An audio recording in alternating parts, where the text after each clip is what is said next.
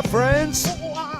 And welcome into the firm of Harris and Marang. Patrick Harris, that's me. To my left, that's Danny Marang. Casey Smith back home on the ones and twos as we are live at Goal PDX right here on the corner of 18th and Hawthorne in Southeast Portland. It's a beautiful day for footy, Danny. Beautiful day for footy. It is, and you just had to rub it in Casey's face that he's not here, huh? Yeah, I know, the poor guy. I love him so much. And I wish he could be here with me. I want my family. It's the simple things in life. Well, welcome. Happy little day. I had a nice evening last night. Got my car out of the shop, and I watched some baseball. Oh, look at you actually getting your car back. Yes, finally. And, there we go. Now my mic wants to work. Kind of, maybe. I'll just eat the mic. You sound great. There we go. Nom, nom, nom. Nom, nom, nom, nom, nom, nom. Yeah, I got to watch a little baseball last night. For those that are casual baseball fans, I'm sorry that I told you to watch that kind of a pitching duel boring game, but I had fun. Hey, look, if you're a degenerate gambler and you want to put money on the AL to win. Hey, that was probably good money. Probably good money. And to the texter yesterday that was giving us grief about saying Cody Bellinger is a good player this year. Oh, run me again. Who broke open the game? That'd be Cody Bellinger. Oh, weird. Who was the MVP of the game? Oh, weird. That'd be Cody Bellinger. Weird. Just a quick shout out to Bellinger. Just, good little player. Yeah, he's redemptive quality. We like to see redemptive quality. Redemption stories in sports are cool. You're being real positive right now, Dan. Give it time. Hold on, let me crack one of these. Probably. Let me see if we can get it. Can we get it? There we go. See, it'd be a lot cooler if that was a beer. And it never is. I know. Makes me sad. It's my second energy drink of the day before, as we're starting on air. What do you think the dynamic of this show would be if I was the sober one and you were the raging alcoholic? I mean, not good for either party. Like, if instead of a Monster, you're cracking a beer at 10 a.m. every day. It's in your contract. Brandman's got to be cool with it. Corporate HR is down. And we just see what Danny becomes It's one of our illustrious branded IPAs. Yes. Is that what it is? Yeah, no. Yeah, from Binary Brewing. The only fan IPA. Shout out to them. Yeah, no, that would definitely not be me. I even when I drank, I didn't drink beer. So that's such a far out thing to think about. I'm just like, no. But I mean, I know guys in the old days that used to do exactly that. Oh man, I've worked in restaurants. Yeah. I once met a guy who woke up every morning at 7:30, and the first thing he did was take a shower and shotgun a PBR in the shower. That guy only worked with me for like 6 months. One of the craziest, hardest working soldiers I ever knew, Clamato and PBR. Oh yeah, every morning. It's like the redneck Bloody Mary, a bloody beer. Yeah. But it's Clamato. Clamato. Dude, the clam tomato juice is just brutal. Okay, to be totally clear, this is one of the most country-fed rednecks you've ever met in your entire life from Iowa. This is how, might be the strongest human I've ever come across in my entire life.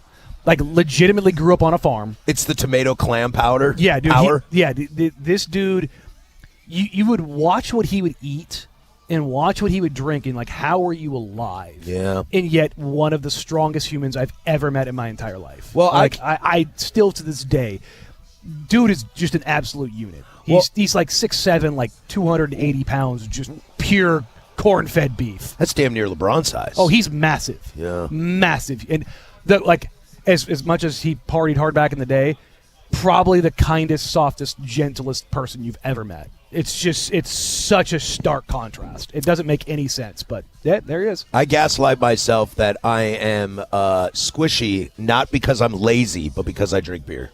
And craft beer at that. I only have 3 or 4 a day. That's not bad, right? I mean, again, you could just not. I know. You know what my dad used to tell me when he was alive? Wow. Yeah. See, it wasn't me. What my dad used to tell me is you should never lie to the doctor. If be honest with the doctor. If they say, how much do you drink, you have to tell them. And I do. And I regret that decision every time. Why? Because they're like, ooh, hey, you should not do that. And I'm like, ooh, hey, my life's fun and cool. But again, maybe you just shouldn't. I don't know what I'd do, dude. I think it would be a disaster. I mean, speaking of disasters, man, holy shnikes, man. We've got the car pile up here going here. Yeah. We got the road blocked off because the England fans are showing up in mass already. Dude, check this car. It's an England branded car. It's got the flag on the front, the flag on the top. It's got the crest on the door. I didn't know That's coming in style. I didn't know we had this many Brits out here. Is David Beckham here today? Yeah. No, it's Wayne Rooney. Wayne came to goal today. You know what? I'll allow Roon back because he wore that Everton sweater. Maybe one of the lesser hated Man U guys in my lifetime. Well, I mean, because where did he grow up? I don't know. He's a Liverpool guy. Oh, is he? Yeah. He was an Everton Academy guy. Okay, because I knew he wore the Everton shirt for a while, but I didn't know about that. No, he's an Everton Academy guy. Okay. Yeah. Traitor. Hey, dude. At least he didn't play for my club. Yeah, well, I mean. But he played for my other enemy. Yeah, he can't. I mean, he wore red, but at least he wore the red that I hate less. And he saw red in 2006. Yeah. Careful. They'll come get you here. I know. We are live here at Gold PDX on the corner of 18th and Hawthorne. Come on down. England, Argentina at noon. We're very, very excited for the game. These guys do an amazing job during games, and we're happy to be down here. Our sister station 94.7 in the house as well. That's a fun time. I know a lot of you soccer fans, if you're not listening to us, you're listening to our sister station at 94.7, and we appreciate that. Home of the Thorns a lot of times. You get some Timbers games over there sometimes. It's a great environment. This is definitely building up to be a heavy pro-England situation. I mean, is that shocking? A little bit, because you talk about Kobe acolytes all the time. Dude, Messi acolytes are unreal. Yeah, we'll probably see the kids roll out here in the Messi kit, I would imagine. Did you see that there was a video that went viral of some, little kid in Africa? So they, can't afford jerseys because, it's pretty poverty-stricken countries. He has a blue and white striped garbage bag that he wears, and it looks like an Argentina kit. He's 6 years old, runs around and kicks a ball. Love it. Thinks he's wearing a Messi jersey. And that is the power of children. Sports. Because he believes it. No, it's awesome. I mean, he believes he's wearing a Messi jersey. It's it's always, I don't want to say funny, but it's always the Super Bowl champion shirts that are made that they aren't the actual Super Bowl champions. They get, the 30,000 of them, they get sent to some third world nation and given away because nobody won. It's like Baltimore Ravens Super Bowl title, and it's like, wait, have the Ravens ever lost a Super Bowl? No, I'm just I know. But then it made me think: have they ever lost a Super Bowl? No, I don't think so. They just didn't go. They just don't go. Yeah, it's like the. Is Joe Flacco elite? Yes, yes, he is. Can I get an update on Scoot Henderson's injury? Absolutely not.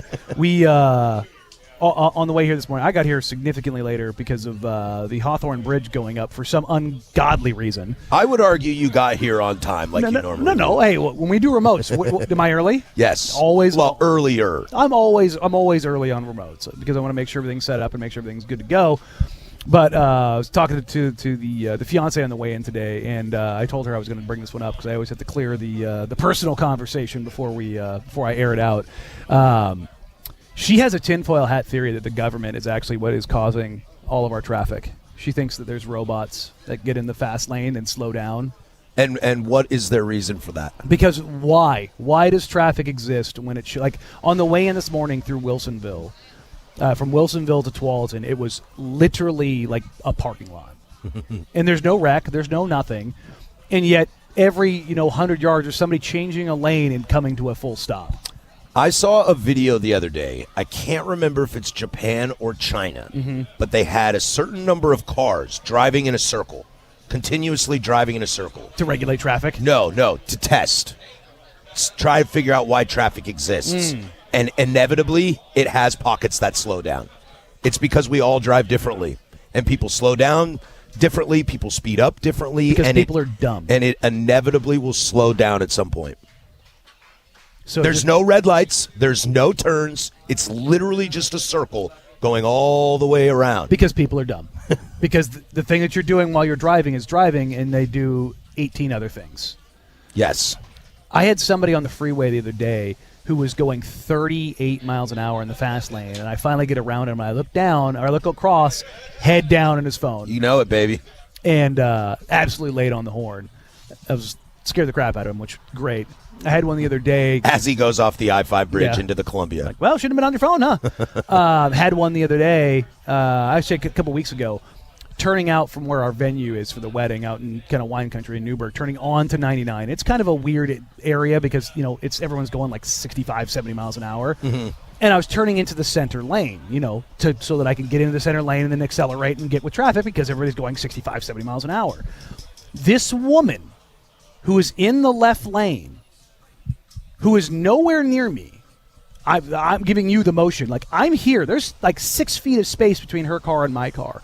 Lays on her horn and jerks the steering wheel like she saw the hand of God. And it's like, have you never seen somebody pull into a center lane on a highway and then accelerate to match traffic and get over? You're supposed to accelerate through the turn. Yes. And probably through the merge as well. Yes, that way you don't slow down traffic. I told you this. I believe every 5 years, 10 years, you should have to take the written and the physical. Well, here's the thing. I think they give out licenses far too easily. I think they let too many dumb people get their license in the first place. My mom, she lived in Georgia at the time. She went to the DMV to get her learner's permit so she could learn how to drive, and they accidentally gave her full driver's license. And, Mom, if you're listening, I love you, but you are a terrible driver and has been her entire life. And it's because she never had to learn. It's just like, here you go. But it was, I love you, Mom. I had to go full petty, and I went in the right lane, caught up to this woman, and I laid on the horn for about 10 seconds and scared the crap out of her. So that's how that goes. It's just I don't understand why people are so dumb. But I'm ascribing to Tiff's tinfoil hat of like the government. Should you get a bumper sticker that just says "I have guns"? No, because are you an Oregonian? Well, I am, but I don't want that because I don't want anybody breaking in my car. Oh, right. But they do that anyway. That's true. Thankfully, nothing was in the. Well, it's not true. The golf clubs were in the car. But yeah, no, I don't want to advertise it. Right. I never want to advertise that I have something because, number one, I don't want anybody else having them. Number two, they're expensive. Yeah. I have jam band stickers on my car. Do you think people think I got drugs? I don't keep drugs in my car. That'd be stupid. You keep on your person. Duh. Duh. God. You see me. I leave my backpack at work if I have to go downtown for any reason. I mean, that's smart. Dude, you take this laptop and my world is in a giant problem. I mean, thankfully I've got everything basically on a Google Drive now, backed up somewhere. But yeah, no, I've got one of those orange box portable hard drives. It's like a 5 terabyte hard drive that I back up things to every now and then. If I lost that would be detrimental. That would be the end of all things. Yep, it's a tough world we live in. Oakley Dokley, we got a great show for you today. We are live at Goal PDX on Hawthorne in Southeast Portland. Come on down, hang out with us. Our sister station 94.7 in the house as well. We'll be here for England, Argentina. That starts in the big nooner. Aaron Heinsohn is going to join us for a couple segments of voice, one of your voices right here of the Portland Timbers. He's going to chat with us for a little bit. We'll talk a little Michigan AD. There's a little bit of baseball for some palate cleansers. We will do a ton of footy today for our great friends here at Goal. Come on down and check it out. Great beer, great food, great atmosphere and environment. But we'll start the first hour. Are we really doing this again?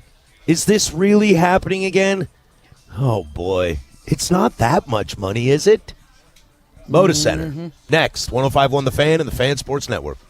The new home of the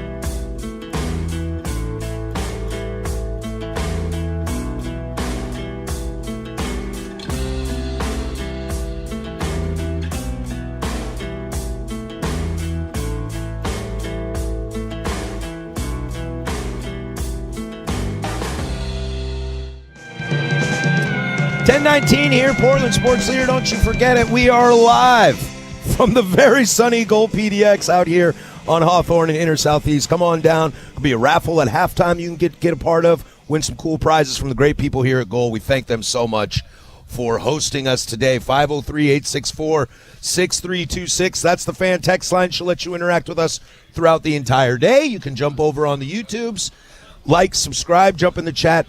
Please be nice to each other in there. We were a little off the rails yesterday, okay? Let's pull it back in today, and let's have a great time over there. There's a lot to get to in this show, but we'll basically dedicate this whole first hour, Danny, to the situation that creeped up last night, that spilled into the morning. If you missed Dirt and Sprague, they had a long conversation about that today. I'm sure Luke Anderson will have something to say. I'm sure Primetime, Isaac and Suk will get into it as well. But here we are again, Danny. We're back in the fight. You know, I feel shame on me a little bit for thinking this would be quiet for a couple weeks. Like, I didn't need it to be quiet for a couple months, but I was hoping it'd be just like, let's all settle down, let's all think about stuff clearly, kind of articulate our arguments and come back to the table and know it's still, mine's bigger than yours. No, it's the dumb is contagious. This should not be hard. And to be fair, like, I've been really hard on the city council and Portland and Multnomah County, but also Tom Dundon. What's going on, dude? Well, it's what's interesting. It's a game of chicken right now. They're both driving their cars as fast as they can, blaring their horns, their alarms going off, and they've got, a bunch of teenagers out the window hooting and hollering and throwing empty, soda bottles at each other. And which one's going to swerve off the road first? Look, you have been on record on this show. I've been on record on this show. I'm a little indifferent when it comes to Dad. You've been a little more critical. I think we've both been honest about our feelings and the situation around it. Is there some Tom Dundon issues in this situation? I think I need to acknowledge some of that. But again, I don't want to let the city off the hook either. I think the city. No. Not at all. I think the city is massively underestimating the economic impact that a professional sports team has. The only top 4 professional sports team you have in the market. And you're basically kind of... Love the Timbers, love the Thorns, all the minor league programs we have here. It's not a shot at you guys. We talk about this difference between the NBA and the NHL. It's scaling.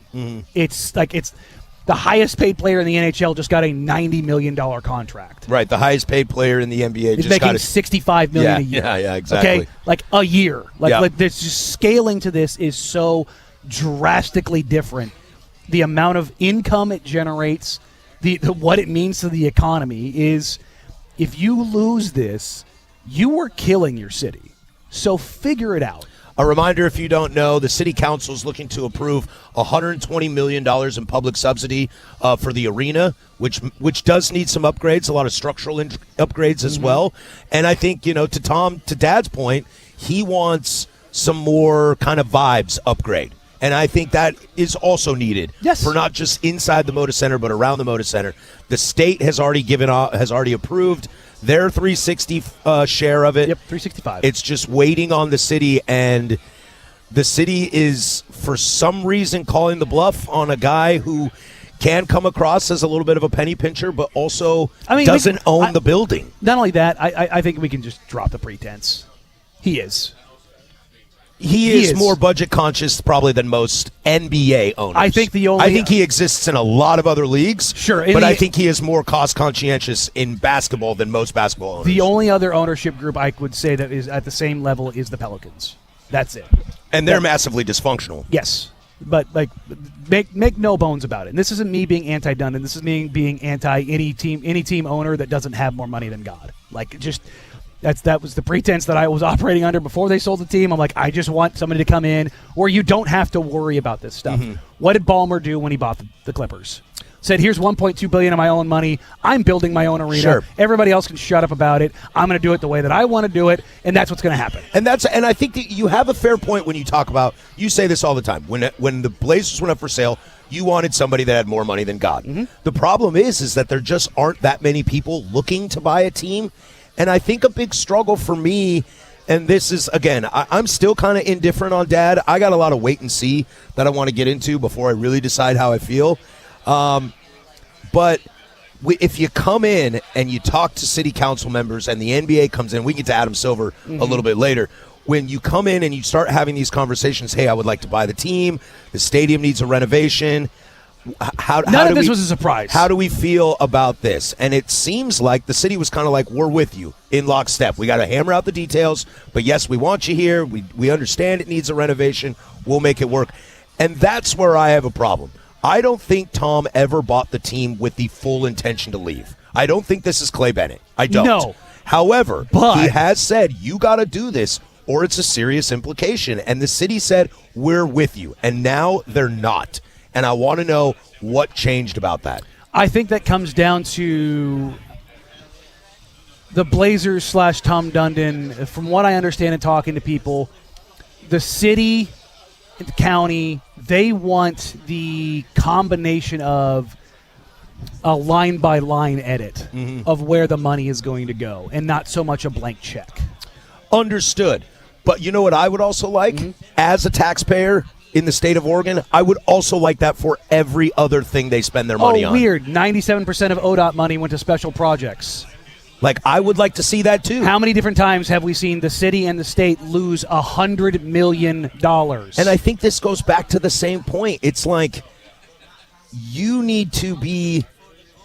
The city needs to be more on top of this than they are. The narrative has been so awful from the pro-money camp about... Do you understand what is going on? You said you were going to do this, and now you're being wishy-washy on it, and you need all these lines of demarcation and all these lines of evidence to prove to me where your money is going, when you can't do that for an average everyday citizen, yet somehow you've convinced the average walker on the street. Now, in our world, in the sports world, I don't know many of us that are anti-funding the Moda Center. I don't know many. But now you've got the people on the streets that don't care about basketball that are like, yeah, screw this guy. And it's like, do you understand that if he takes his trucks and goes home, you're screwed. You're the one that loses out. The city's like, fine, you don't want to play with us, then we don't like you. There's some arrogance in that. Be 10 years old. Yep. Be 10 years old and then see what happens. No, and like here's the thing. Look, people get on me about well, you don't like Portland, don't live here. I don't, for this specific reason. They look around and they see that everything that is going on, you look around with how they've managed their finances here. And they're like, well, we need better roads, we need better schools, we need better this. And it's like, you do, but you need to be more responsible with the money that you currently have. It's the Andy Dirt Johnson argument of, are the roads and schools better before this? No, you've misappropriated those funds as well. And so the argument for some people becomes, well, then we need to be better about what we have, so we need to invest more. And it's like, no. You need to be better with the money that you have now. I had somebody text me before the show. The city of Portland has $970 million in their special projects fund. Almost $1 billion. You're telling me that the city couldn't take $75 to $90 to $100 million out of that?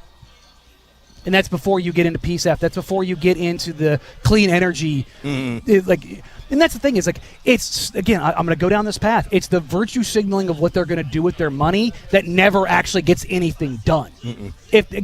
The argument that I made a couple weeks ago, and I will stand by it, if this was a city that was running really well economically, that was financially responsible with their money, that they were executing everything they were setting out to do, whether it's crime, whether it's housing, whether it's the economy, whether it's roads, whether it's education. Tourism.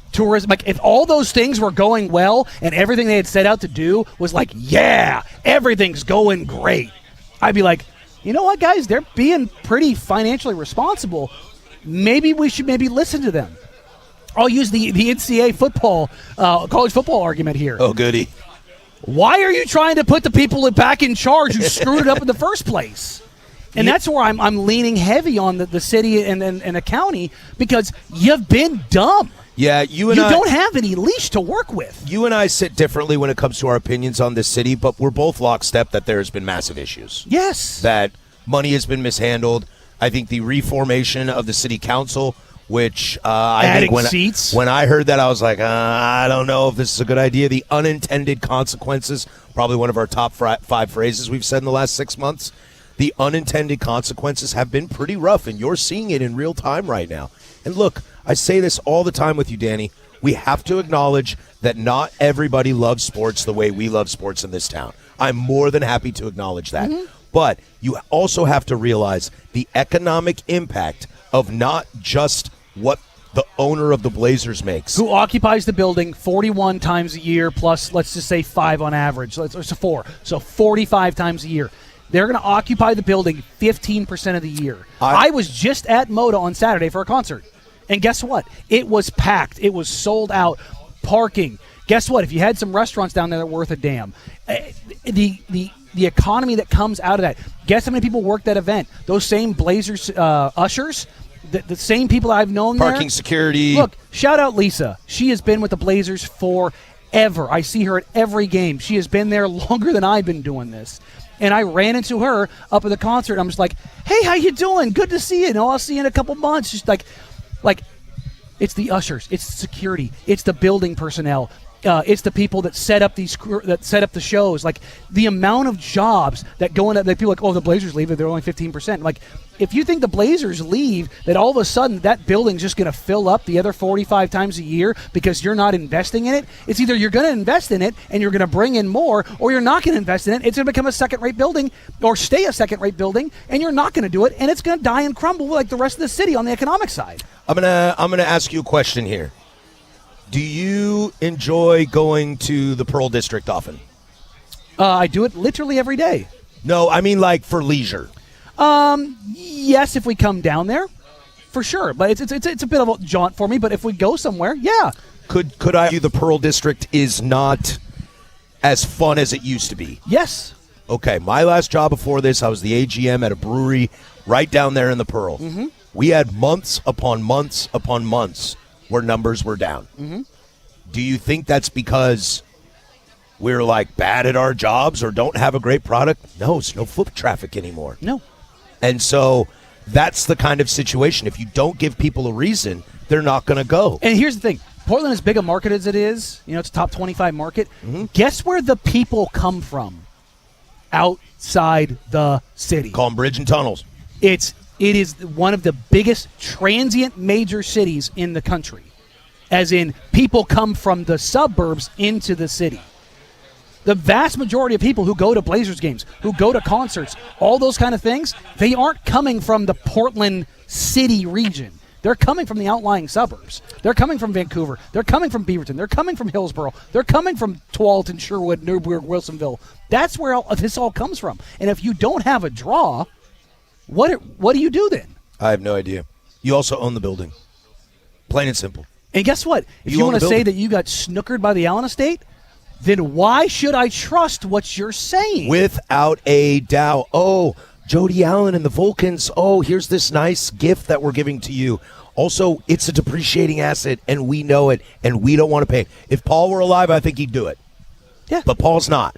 And Jody is like, hey, here's you go, the thing. guys. I think Paul would be in the same position, but he would also look at it and go, you do this, we'll take care of the economy side of it when we go to like build it into the Rose Quarter and the Albina Street project. Like that. Like I don't think that would be an issue. There's another player in all this that I think deserves to be brought into this in kind of a negative way, and we'll move on to that. 503-864-6326 is the fan text line.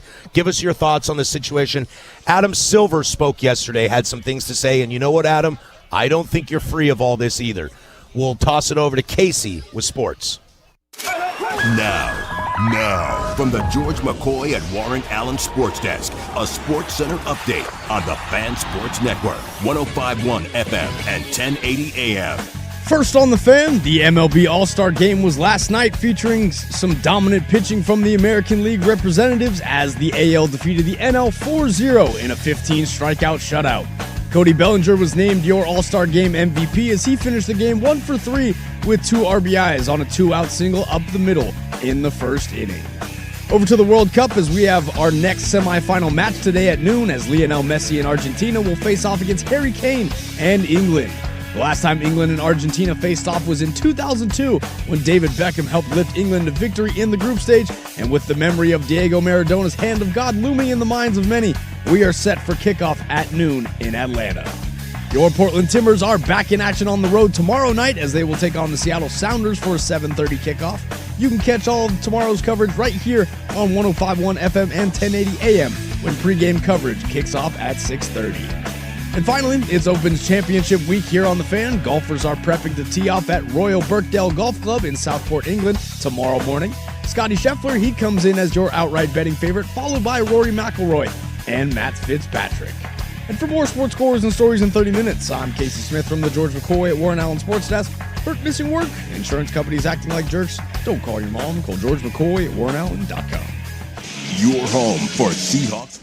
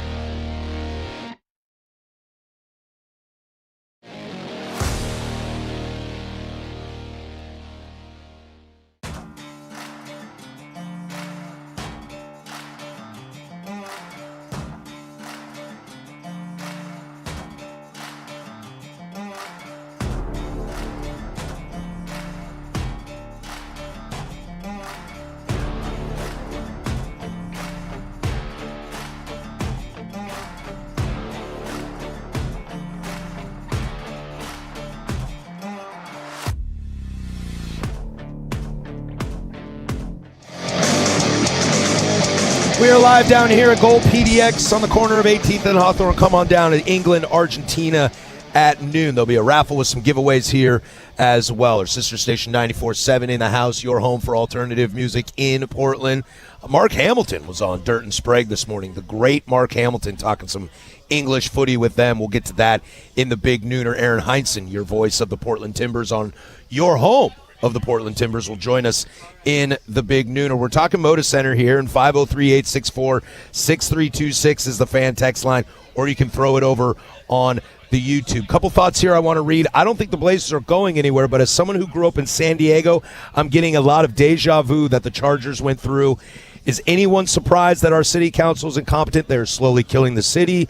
Right. They have more than enough money. The waste, most of it through incompetence, waste, fraud, abuse, no oversight, et cetera, et cetera. Again, if they hadn't had multiple instances just in the city where $100 million just went, oops, it's gone, I'd maybe have a little bit more leniency for it. Sure. But that's not the case. Yeah, this is a thought that was going through my head this morning that I love that this texter brings up. And there are a ton of people that don't have kids that still pay for schools, but they benefit from the kids going to school, just like the people that don't like sports benefit from the Blazers being here. That's the reality. Yeah, if you own It's a like- business in the area that sees people, guess what? Those events matter. I pay taxes in the state of Oregon by working in the state of Oregon. If I have an issue with that, then I should not work in the state of Oregon. Yes. So I live with it, and I understand. Do my kids go to school in the state of Oregon? They sure don't. Nope. But I do understand that kids got to go to school whether I have kids or not. Mm-hmm. You got to pay for roads whether you're a cyclist, a mass transportation, or a driver. Whether you like to walk in nature or not. Exactly. Like money needs to be allocated in many, many different places, whether you kind of like it or not. There is a player in this situation that I think has probably skated a lot of critique, but put himself right at the forefront yesterday. This is an article that I found written by Aaron Mesh of the Willamette Weekly, and it talks about Adam Silver at the podium yesterday. Quote, the potential deal in the Trailblazers has, quote, seemed to gone off track. I spent time with Tom and his partners here in Las Vegas, and what we are most focused on right now, the league office, is the deal that we discussed when we were in Portland in March. I was hoping more progress would have been made by now on that agreement, and it seems to have gone off track in various ways. I have a colleague who's day-to-day on it, but we are both working with both sides to ensure that the Trailblazers can have a long-term future in Portland, but there are several open issues that still need to be resolved. Dare I say, is this the first time that Adam Silver hasn't been 10 toes down on keeping the Blazers here? I would say yes, but also in the same sense, one thing I think we have to remember when we're talking about commissioners is people, I think, try to put them as they are in charge. And this is not me giving Adam Silver a pass. Do not get this twisted. I think Danny's about to give him a pass. They work for the owners. They are an employee of the owner. They're not the owner's boss. They are not the owner's boss. However, in the time of David Stern got owners to be in line. Now, I would also argue, back then, you had Paul Allen, who was the lead of the owners. And Paul Allen set the tone and set the table for everything. And with that, we had here in Portland a little more control and a little more say. Why? Well, I'll come back to this. Guess who the richest owner in sports was? At the time, it was Paul Allen. It was Paul Allen. And when you have that ability, you don't have to worry about stuff here. It matters. You don't. But with Adam Silver here, he's getting real wishy-washy. You know what it scares me? You know what it reminds me of? It's starting to walk down the slope that the MLS has with Vancouver. Mm-hmm. They have started to say, look, we want to keep them in Vancouver. They're great for the brand. But there's a but. It's the West Coast. We love the Cascadia Cup rivalry, and we love the I-5 corridor. But if a stadium is not built for this club, then we will have to entertain outside options. That is a direct – I mean, I'm probably paraphrasing, but that is the direct concept of what the MLS has said about the Vancouver situation. Yes. Silver's not doing that. He's not doing that, but boy, is he walking that line. And here's the thing that where it pertains to Dumphy. She had this quote, one incredibly easy way that the negotiations could get back on track is if the Blazers could respond to some of the basic requests for information we have repeatedly asked for since April but have yet to receive. Maybe Commissioner Silver can help us with that, and I definitely get some sarcastic tones in that statement. It is a written statement, so there's no context in terms of cadence and things like that. I think you can apply it as well. Again, this goes back to what we led this topic with. It's a chicken race. It's playing chicken with each other and seeing who's going to budge first. And honestly, that's where Dundon holds the chips. Mm-hmm. That's where the NBA and Dad control the situation. It's been very non-committal. Because if you don't like it, then fine, we'll leave. Can I ask an honest question? If we can take our Blazers and our Portland metropolitan state of Oregon hats off, if the city doesn't want you here, then why would you stay? You see what I'm saying? I don't want to excuse Silver. Definitely not excusing Dad because I need this team to stay here. Because, Danny, what does this do to our jobs if there's no Portland Trailblazers? It ain't good, Bob. Yeah, so we are invested in it just as much as everybody else. But if you show up at the party and everybody's like, oh, God, Patrick's here. I hate this guy. And it starts getting back to you, I'm going to leave the party. But there's also, again, this is where I've been the harshest critic of Dundon. Optically, what is the positive thing that he has done? I don't know that answer. From the basketball side, from the business side, from any side of this, what is the thing you're like, I get it. I mean, he's not wrong here. You know what I mean? Like, give not just me, the group of me, you, all of yous, as it were. Give us something to chew on. Like that seems like the lack of response, the lack of commitment, the lack of we want to be here. Like, come out and like, have you got a remotely performative statement of like, no, man, we want to be here. No, it's business. It's business. We want what we were promised. Yeah, this is what it is. It's like there's no. I have yet to see a single commitment towards. Look, we want to be here, but the city's got to play ball. We got like, even like a lightly backhanded like. Look, we want to be here, but things are things. Yeah. Looks, gestures around the room. Well, he did when he bought the team. There was that at the first point, but it's been a while. Let's check in on the timeline of this situation, of what this looks like from here on out. Look, I said at the beginning, I was really hoping that we could have a little bit of a break from this. But obviously, Summer League's going on, Silver's in Vegas. We have a timeline of how this situation can work. Will it get resolved by then, or are we just playing chicken some more? This is the Firm of Harris and Marang, live at Gold PDX. Come on down and hang out with us. Great food, great drinks. England, Argentina at noon. This is filling up. This filling up. I'm finally seeing some Argentina in the house. Getting a little more mixed vibe in here. I dig it. More to come here, live from Goal on the Fan Sports Network.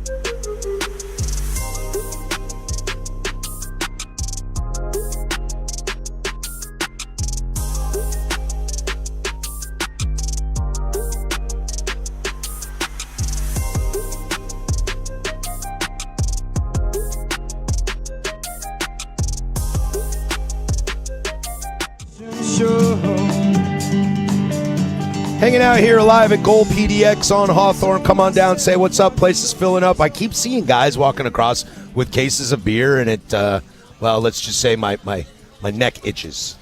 Yeah, I mean, again, a neck itches. Maybe that's a problem. Quote, a lot of work to do, end quote. They have 2 public meetings on MOTA this month and an August vote on tentative terms. So I'll walk you through the steps in the process. Again, I want to thank our buddy Wright Gazaway over at K2 for this. Late June, the council work session and discussion of community feedback from survey and in-person engagement events. We got through that. Late July, the first hearing and public testimony on about a term sheet, a non-binding preliminary document outlining the key economic and control terms of the proposed operator lease. That's the big one. August, council votes on a resolution approving a term sheet. September through November, lease negotiations. Late November, early December, council votes on an ordinance or resolution approving a memorandum of understanding, a bonding document detailing final negotiated terms of the operator lease. And then finally, in the first quarter of 2027, the council votes on an ordinance to approve the definitive documents of formal operator lease agreement written in compliance with the terms of the MOU, Memorandum of Understanding. Timeline seems okay. That's, again, back to the point. I was like, let's chill out for a second. There's some steps still to come. Let's see how it goes. But I feel like Adam Silver yesterday threw a grenade in the fire. Yes. And I think the big part of that was at whose discretion do you think he's lobbing said grenade? Understood. But if you've got somebody in the day-to-day, he said I have a colleague in the day-to-day of this situation. Of course he does. You got to put a better pulse on the city than that. Because, dude, every person the day-to-day I run of this into, city is, nightmare fuel at times. Well, but I mean about this situation specifically. But no, so do I. I'm not talking about the overall view of Portland. I'm talking about at city council. The last thing this needed was a grenade right now. That's my only argument. And again, I think both sides are stoking this in ways, and I think I've been very heavy-handed purposefully with the city council because I don't agree with most of what they do, and their track record, to be not even personal, but to be fair, sucks. Especially on the economic side. We can be totally divided politically. Neither of us is looking at city council in Portland going, Great job. bang up job, No, guys. Definitely not me. I don't think anyone, far right, far left, anarchist, anybody is looking at the Portland City Council and going, Antifa. Yeah, seriously. You could be a red hat wearing dude, or you could be out there wearing a shiesty. Smoking dubs. Everybody's looking at Portland City Council saying the same thing. You suck. Yeah. And so, but there's also, hey, Dundon, you could maybe, instead of lobbing grenades, put out some fires. Yeah. And again, I'm not asking him to acquiesce. I am very out front with this and saying, give him the freaking money. Yeah. But also, hey, Tommy, maybe play ball a little bit. Give the public, right now, I think you're starting to see a little shift in the narrative of Portland sucks. I mean, the city council sucks. It's all their fault. Just figure it out. To, hey, Tommy D, what's going on here, buddy? Hey, knock. Anybody home? And I'll be the city council hater here for a moment. As Logan points out, the city can't play hardball. I wish they could, but they have zero leverage. No, because there's four other cities that were like, not only will we do that, we'll give you more. Also, our economy right now, and again, I don't care what side you are politically, our economy, take Nashville, take, insert city here, Kansas City, they're all looking at positive upward swings in their economy, whereas the city of Portland can't do that. Here's the city's leverage. Then leave. And that's a 5-year-old mentality. Not only that, guess what Seattle did?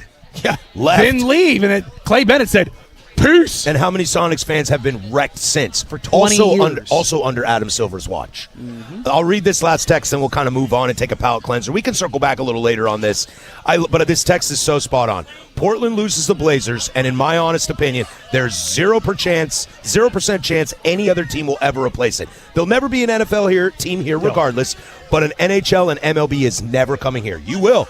It will. Because the Timbers will stay. You're showing the other leagues that you don't care. The Timbers will stay, and personally, I'm stoked about that. And I think a lot of, our 94.7 listeners, which poll really well for our Timbers fans, would stick to it and love it. But then you're talking about the second best sporting gig in town is UP women's soccer, UP basketball.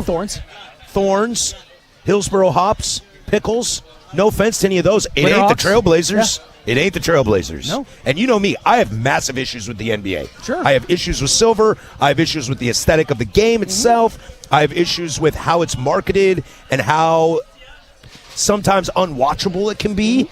But there's without a doubt, you cannot. I'd rather do have this. that to complain about. Without a doubt. I'd rather have that to complain about. You know what I mean? I forgot the Portland Fire. Oh, yeah, Shout out Fire, Portland yeah. Fire. But I mean, like I'd Easily. rather have that to complain about. Easily. Plus, it keeps us in a job. Yeah. And selfishly, look, if the Blazers leave, like, I don't know how much longer I've been doing this. Without a doubt. I'll stay here, though. We'll be a one-man show. There you go. I'll just argue with you and pretend you're here. Just put you know what? Are there other people in the room with you right Yeah, now? you know what? During COVID, the Blazers made me a cutout to put in the stands. Oh, I love Do that. I'll give you my cutout to put in the studio. Perfect. So Perfect. there you go. I'll be there in spirit. Hour number deuce coming up. We'll take a little palate cleanser. Spain and France had a little bit of a doozy yesterday, or That was what it it was? a little bit of a snore? One team you booked missed their a chance. A little bit of a snoozy.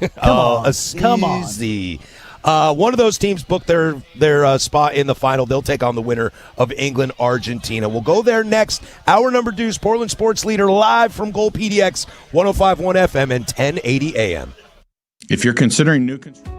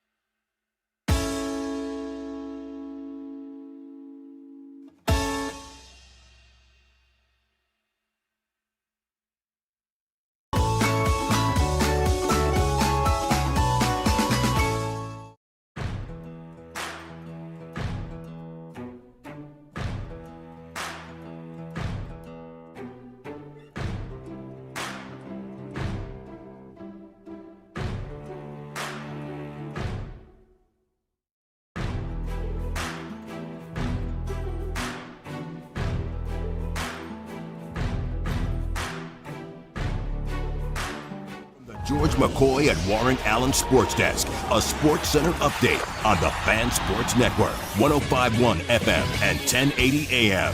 First on the Fan, the MLB All-Star Game was last night, featuring some dominant pitching from the American League representatives as the AL defeated the NL 4-0 in a 15-strikeout shutout. Cody Bellinger was named your All-Star Game MVP as he finished the game 1 for 3 with 2 RBIs on a 2-out single up the middle in the first inning.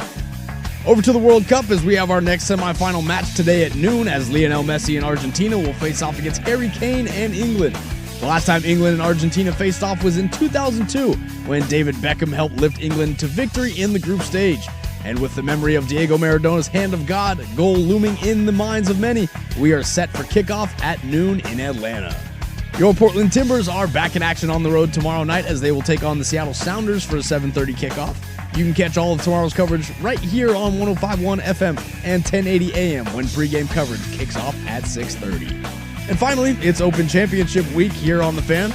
Golfers are prepping to tee off at Royal Birkdale Golf Club in Southport, England tomorrow morning. As Scotty Scheffler, he comes into the contest as your outright betting favorite, followed by Rory McIlroy and Matt Fitzpatrick. And for more sports scores and stories in 30 minutes, I'm Lowercase from the George McCoy at Warren Allen Sports Desk.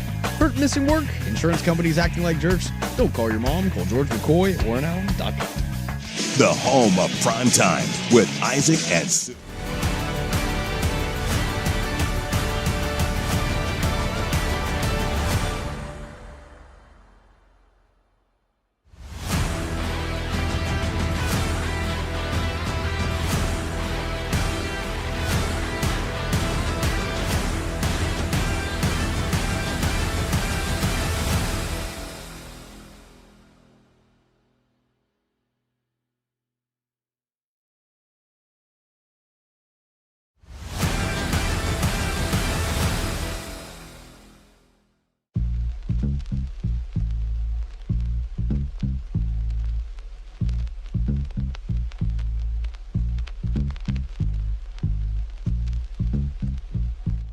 FM and 1080 AM, The Fan.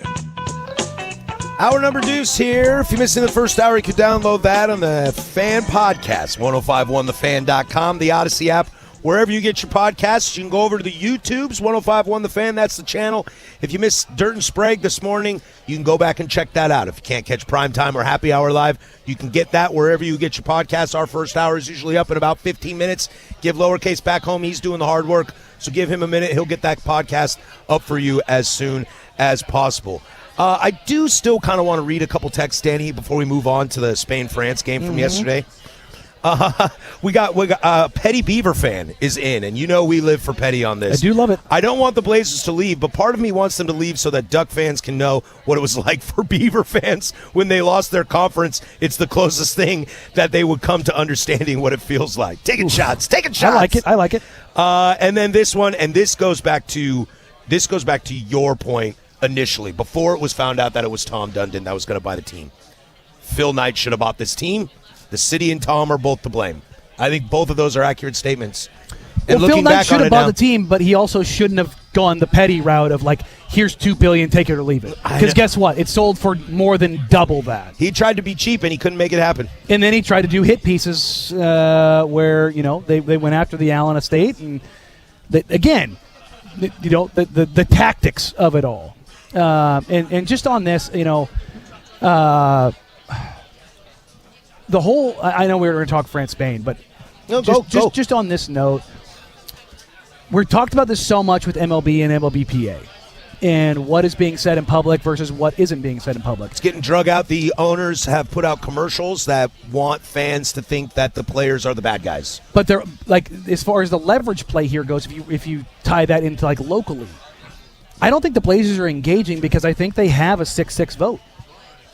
They just need one. No, they don't need one. Mayor Wilson's the tiebreaker. Oh, that's right. And Mayor Wilson has already said full on board. So if you think, and again, they've done their research, they understand, why say anything? Again, I'm taking the stance of the Blazers. Sure. I'm not saying that's necessarily right. Right, you're just from their point of view. Like if you're negotiating in public per se, which is what this is, why say anything? Why give any leverage? Because I think what the ones that are on the edge in the city council, they want concessions. They want earmarks for every dollar. They want to know where it's going to. Where I think Tom Dunnan's like, I don't think you need to know. I heard a quote from Mayor Wilson that I'm going to paraphrase because I don't have it up in front of me, who basically said one of his priorities is to make sure the west side of Providence Park gets an update. What do you think is going to happen? Now let's talk about the difference in listeners, the difference in demographics, not of this show, sure, but in general. In general in this town. What happens to those people that are crying out that the billionaires should pay for it? If the city goes up and wants to get some money for Providence Park, Well, that Venn diagram. Barrett Paulson's not a billionaire. That Venn diagram, though, starts to overlap a little bit more. Now you've got more people that are probably on the anti-Tom Dundon, pro-city council saying no side. But what happens if it comes to the Timbers in Providence Park? Does their song instantly change? Well, yeah, I don't know, but I'm asking that question. You can say pretty much yes. I think it would. because it's not unique to Portland. This is not a keep Portland weird situation or a right-left situation. Jerry Jones is asking for money to renovate AT&T. And here's the thing, man. Everybody stands 10 toes until it's in their backyard. NIMBY exists as an acronym because it's real, man. I don't agree with what they did, but I'll use a much larger, much touchier point. Texas packed up a lot of immigrants and shipped them to New York. And what ended up happening in New York? All of a sudden, political will changed very differently with how we should handle immigration. All of a sudden, when they were in their backyard. And again, that's a much larger, much more difficult subject. But when something impacts something, the way that you live, the way that you go about your day, you talked about Steph Curry the other day as far as like having political capital and all those things. Well, if you ask people in San Francisco, there's a lot of people that are further left that got real mad at Steph Curry because for all of the love that they had for him and how great he is. When they wanted to build a low-income housing next to his property, he was like, I'm not a big fan of that, guys. LeBron James will be at the forefront of all social justice issues but won't recognize Taiwan. It's Chinese Taipei. Because where do his shoes move? His shoes move a lot in China. Where does money come from? A lot of NBA is China. I'll bring this going into China. Do you know how many NBA fans are in China? Oh, man. Like a percentage or a do number? You know how, do you know how many Instagram followers NBA China has? It's more than double the population of this country. Is it close to $1 billion? 700 million. Yeah. So guess what you do? You go, hey, you know what? We like to really stand on. And that's the thing is, I'm saying this of every political party and non-political party and every ideology. Everybody stands on 10 toes until you get hit in the face with it. It's when you stand against it, even then I'm more inclined to believe you and listen to you. Look, if I sit here and I think you're a jerk and I have evidence to back it up, and the whole city is with me, and all our listeners are like, yeah, kick his ass, I hate him. What do I have to gain out of getting in a fight with you? Not much. No. I'm probably going to lose that. Maybe I get a lucky kick to the groin and you go down. Maybe I get lucky on that. I view that the same way with the city. Why are you fighting the NBA? You'll lose. Yes. You will lose. You will lose. What is the gain if they leave? It's not, yeah. It's you not get to even, sit there and puff your chest out and go, I ruined the city. Yeah. Congratulations. It's not even that you lose the fight. It's that you lose the war. Yeah. And there ain't no coming back. You can't. This ain't 1812 where you can come back to USA and try to reclaim your land. You're toast. You're not the Red Sox. You're done. You're not coming back. There's no amount of tea you can throw in the harbor. No, and that's the thing about this. Like, again, I will go back to this point. If Portland was in this great shape economically, you could sit here and you could tout some things and you would have sturdy ground to be able to, look, man, take Salt Lake City. Look at what is happening in Salt Lake City. Boy, you want to talk about a burgeoning economy? You want to talk about how things are going? Ryan Smith is working hand in hand with that city, with the county. They're getting new buildings. They're getting new teams. With BYU. They're getting new complexes. It's growing and growing and growing. Look at Nashville. Nashville was just, podunk country town 20 years ago. Vegas, baby. Now it's Nash Vegas. Why? They're on the way up. And guess where teams are looking at markets? I mean, the Phoenix Coyotes moved to Utah overnight. Yeah. Overnight. Been a smash success. Done. Why? Because everything's working. What's working here that where you can say if the Blazers left, if a team leaves, how can you say things are working? How do you convince another franchise? How do you convince another billion-dollar industry to be like, I want to be in Portland? So what is the victory here? I already think Salt Lake has jumped Portland before this, to your point. I think they're doing some really cool things in that city. Now, it being religious-driven is not my cup of tea. Sure. But guess what? Everybody's in lockstep. But everybody's in lockstep there. They all live there for a reason, unless you live out in Zion in the middle of nowhere. That should terrify you. Yeah, on the West Coast or this side of the Mississippi, you have Salt Lake City that's really making steps to try to be a major player in not just sports, but in the landscape of the United States. And Nashville is your east side of the Mississippi that is doing the same. Whoa. We got a beer down out here already. I got the splash. I was wondering what happened there. I'm drunk already. Drink went flying up in the air. Hey, lady, I'm working over here. I'm working over here. We are live down at Gold PDX. This place is full.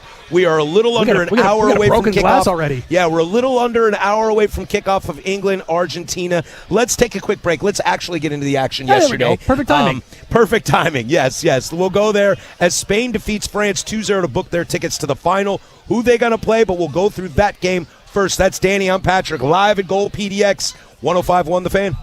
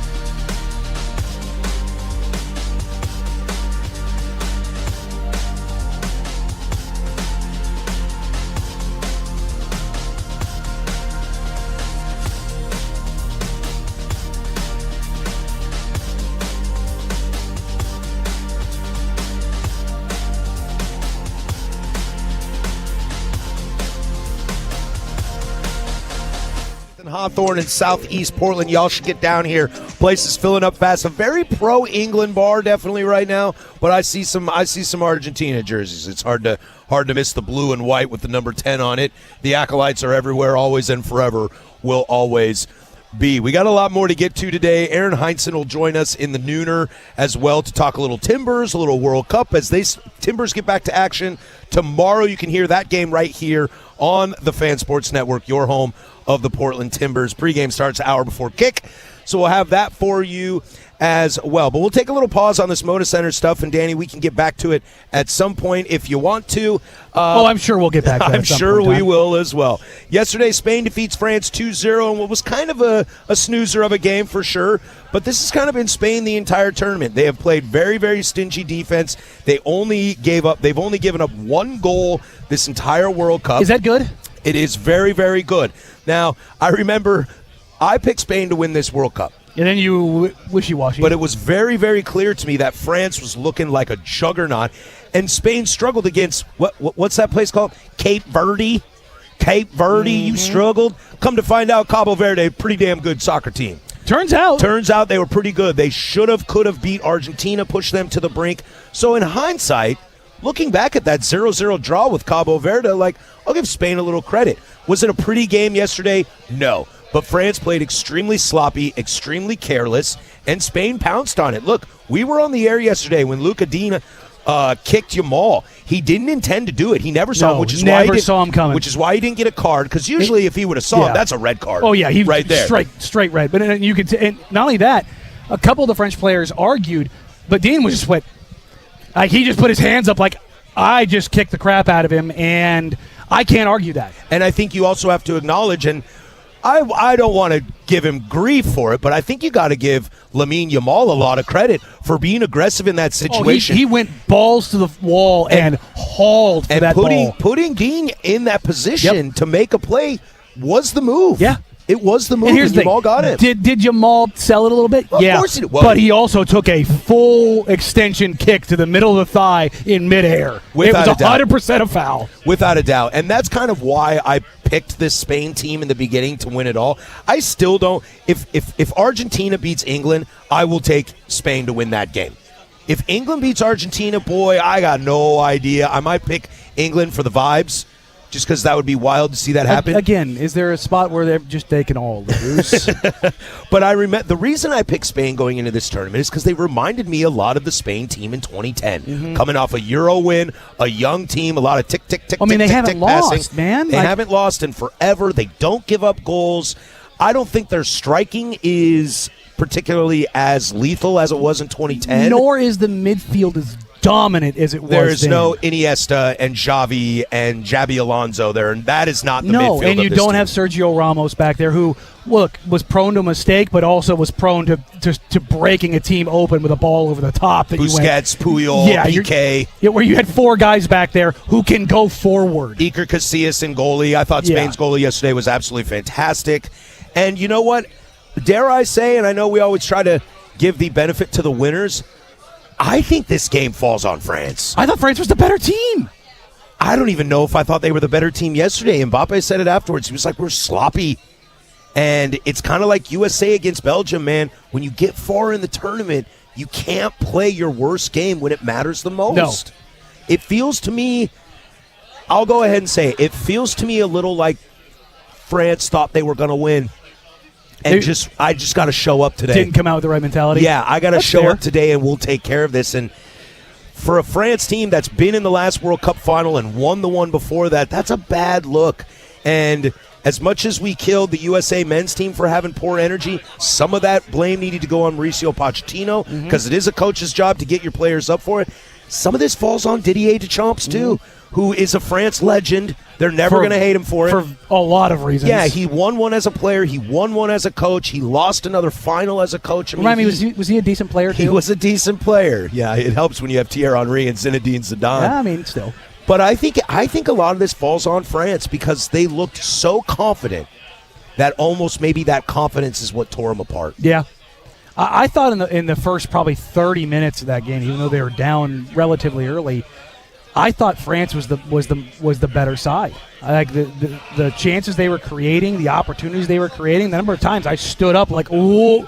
I mean, the through ball to Mbappe, if that ball is a yard further out in front of him, keeper's out at the top of the box, Mbappe just slots that thing home. Like, the breakout attacking plays in the first half all belong to France. Some stats for you on that. Ball possession, 49-51. France to Spain, okay? Expected goals is a little wonky, 0.31 for France, 1.63, but XGA, whatever about that. Total shots, 10 apiece. Touches in the opposition box, 13 for Spain, 19 for France. That's what I mean. They were getting through balls in. You know, I thought Mbappe, who is a very physical guy, can take a lot of physicality. Spain brought him a little bit of physicality, and he couldn't quite figure it out. Deschamps went on some rant yesterday after the game, blaming the ref. Do you think he says, Danny, I'm just going to ask a question. Do you think that ref is qualified to coach a ref a semifinal of the World Cup? That's all he said. And you're like, Didier, Deschamps, man, don't go that route, dude. You got embarrassed. You played sloppy. It's just, I don't. You look at what that game turned into, and, you know, Spain capitalized on their chances, one of which, you know, Yamal created through sheer guts and guile. Otherwise, I mean, where was the execution? I think you're right. I think the idea of France thought they were just going to – because, I mean, nobody looked better coming into that match than France. Nobody in the whole World Cup. Not England, not Norway, nobody. They were in control of every match from the jump.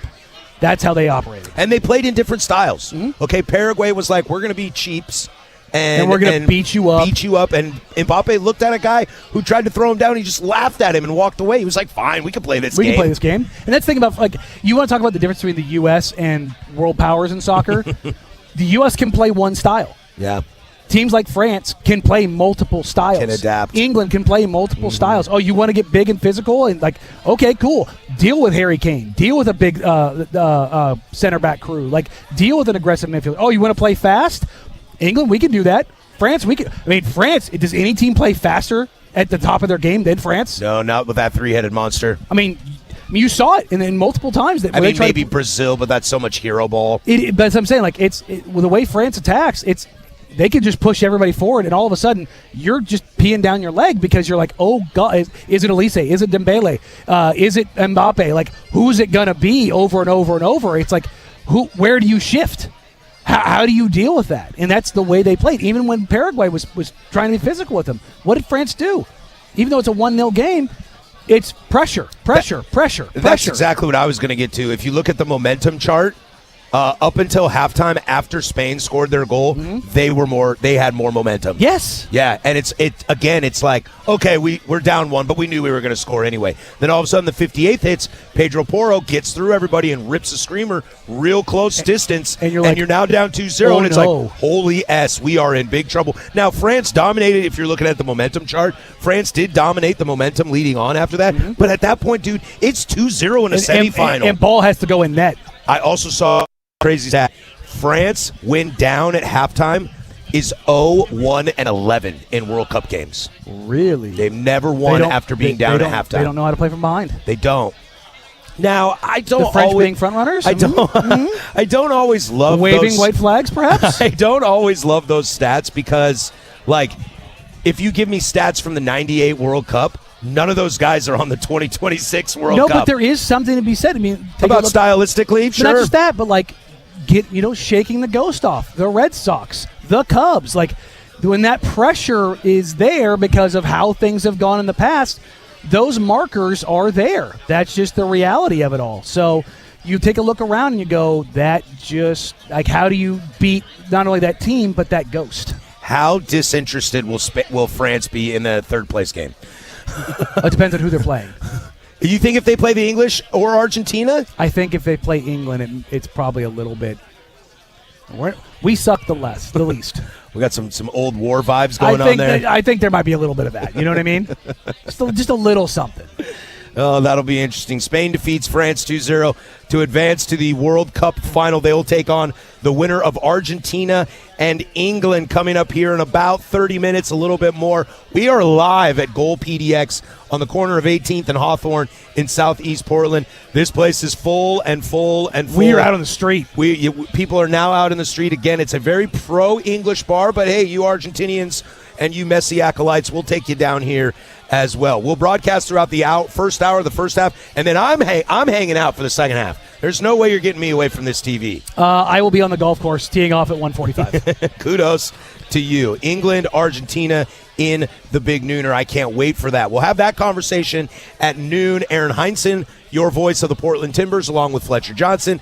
He will join us in the Big Nooner as well. We'll do a little soccer heavy that hour, and probably at some point today get back into the Portland Trailblazers. We will definitely discuss more tomorrow on that when we get back to the friendly confines of the under the historic Fremont Bridge. When we come back, the All-Star game was last night. We'll check in a little bit on baseball, and then web gems for the rest of this hour. Before we do that, we'll send it over to Casey with sports. Now, from the George McCoy at Warren Allen Sports Desk, a Sports Center update on the Fan Sports Network, 105.1 FM and 1080 AM. This sports update is brought to you by Reynolds Defense Firm. If you've been arrested for a DUI, you need a team of attorneys that you can put your trust into. Call Reynolds Defense Firm today, online at reynoldsdefensefirm.com. First on the Fan, the MLB All-Star Game was last night, featuring some dominant pitching from the American League as the AL defeated the NL 4-0 in a 15-strikeout shutout. Cody Bellinger was named your All-Star Game MVP as he finished the game 1 for 3 with 2 RBIs on a 2-out single up the middle in the first inning. Over to the World Cup as we have our next semifinal match today at noon as Lionel Messi and Argentina will face off against Harry Kane and England. The last time England and Argentina faced off was in 2002 when David Beckham helped lift England to victory in the group stage. And with the memory of Diego Maradona's Hand of God goal looming in the minds of many, we are set for kickoff at noon in Atlanta. Your Portland Timbers are back in action on the road tomorrow night as they will take on the Seattle Sounders for a 7:30 kickoff. You can catch all of tomorrow's coverage right here on 105.1 FM and 1080 AM when pregame coverage kicks off at 6:30. And finally, it's Open Championship week here on the Fan. Golfers are prepping to tee off at Royal Birkdale Golf Club in Southport, England tomorrow morning. As Scotty Scheffler, he comes in as your outright betting favorite, followed by Rory McIlroy and Matt Fitzpatrick. And for more sports scores and stories in 30 minutes, I'm Laura Case from the George McCoy at Warren Allen Sports Desk. Hurt, missing work? Insurance companies acting like jerks? Don't call your mom. Call George McCoy at WarrenAllen.com. Sports Saturday with Joe.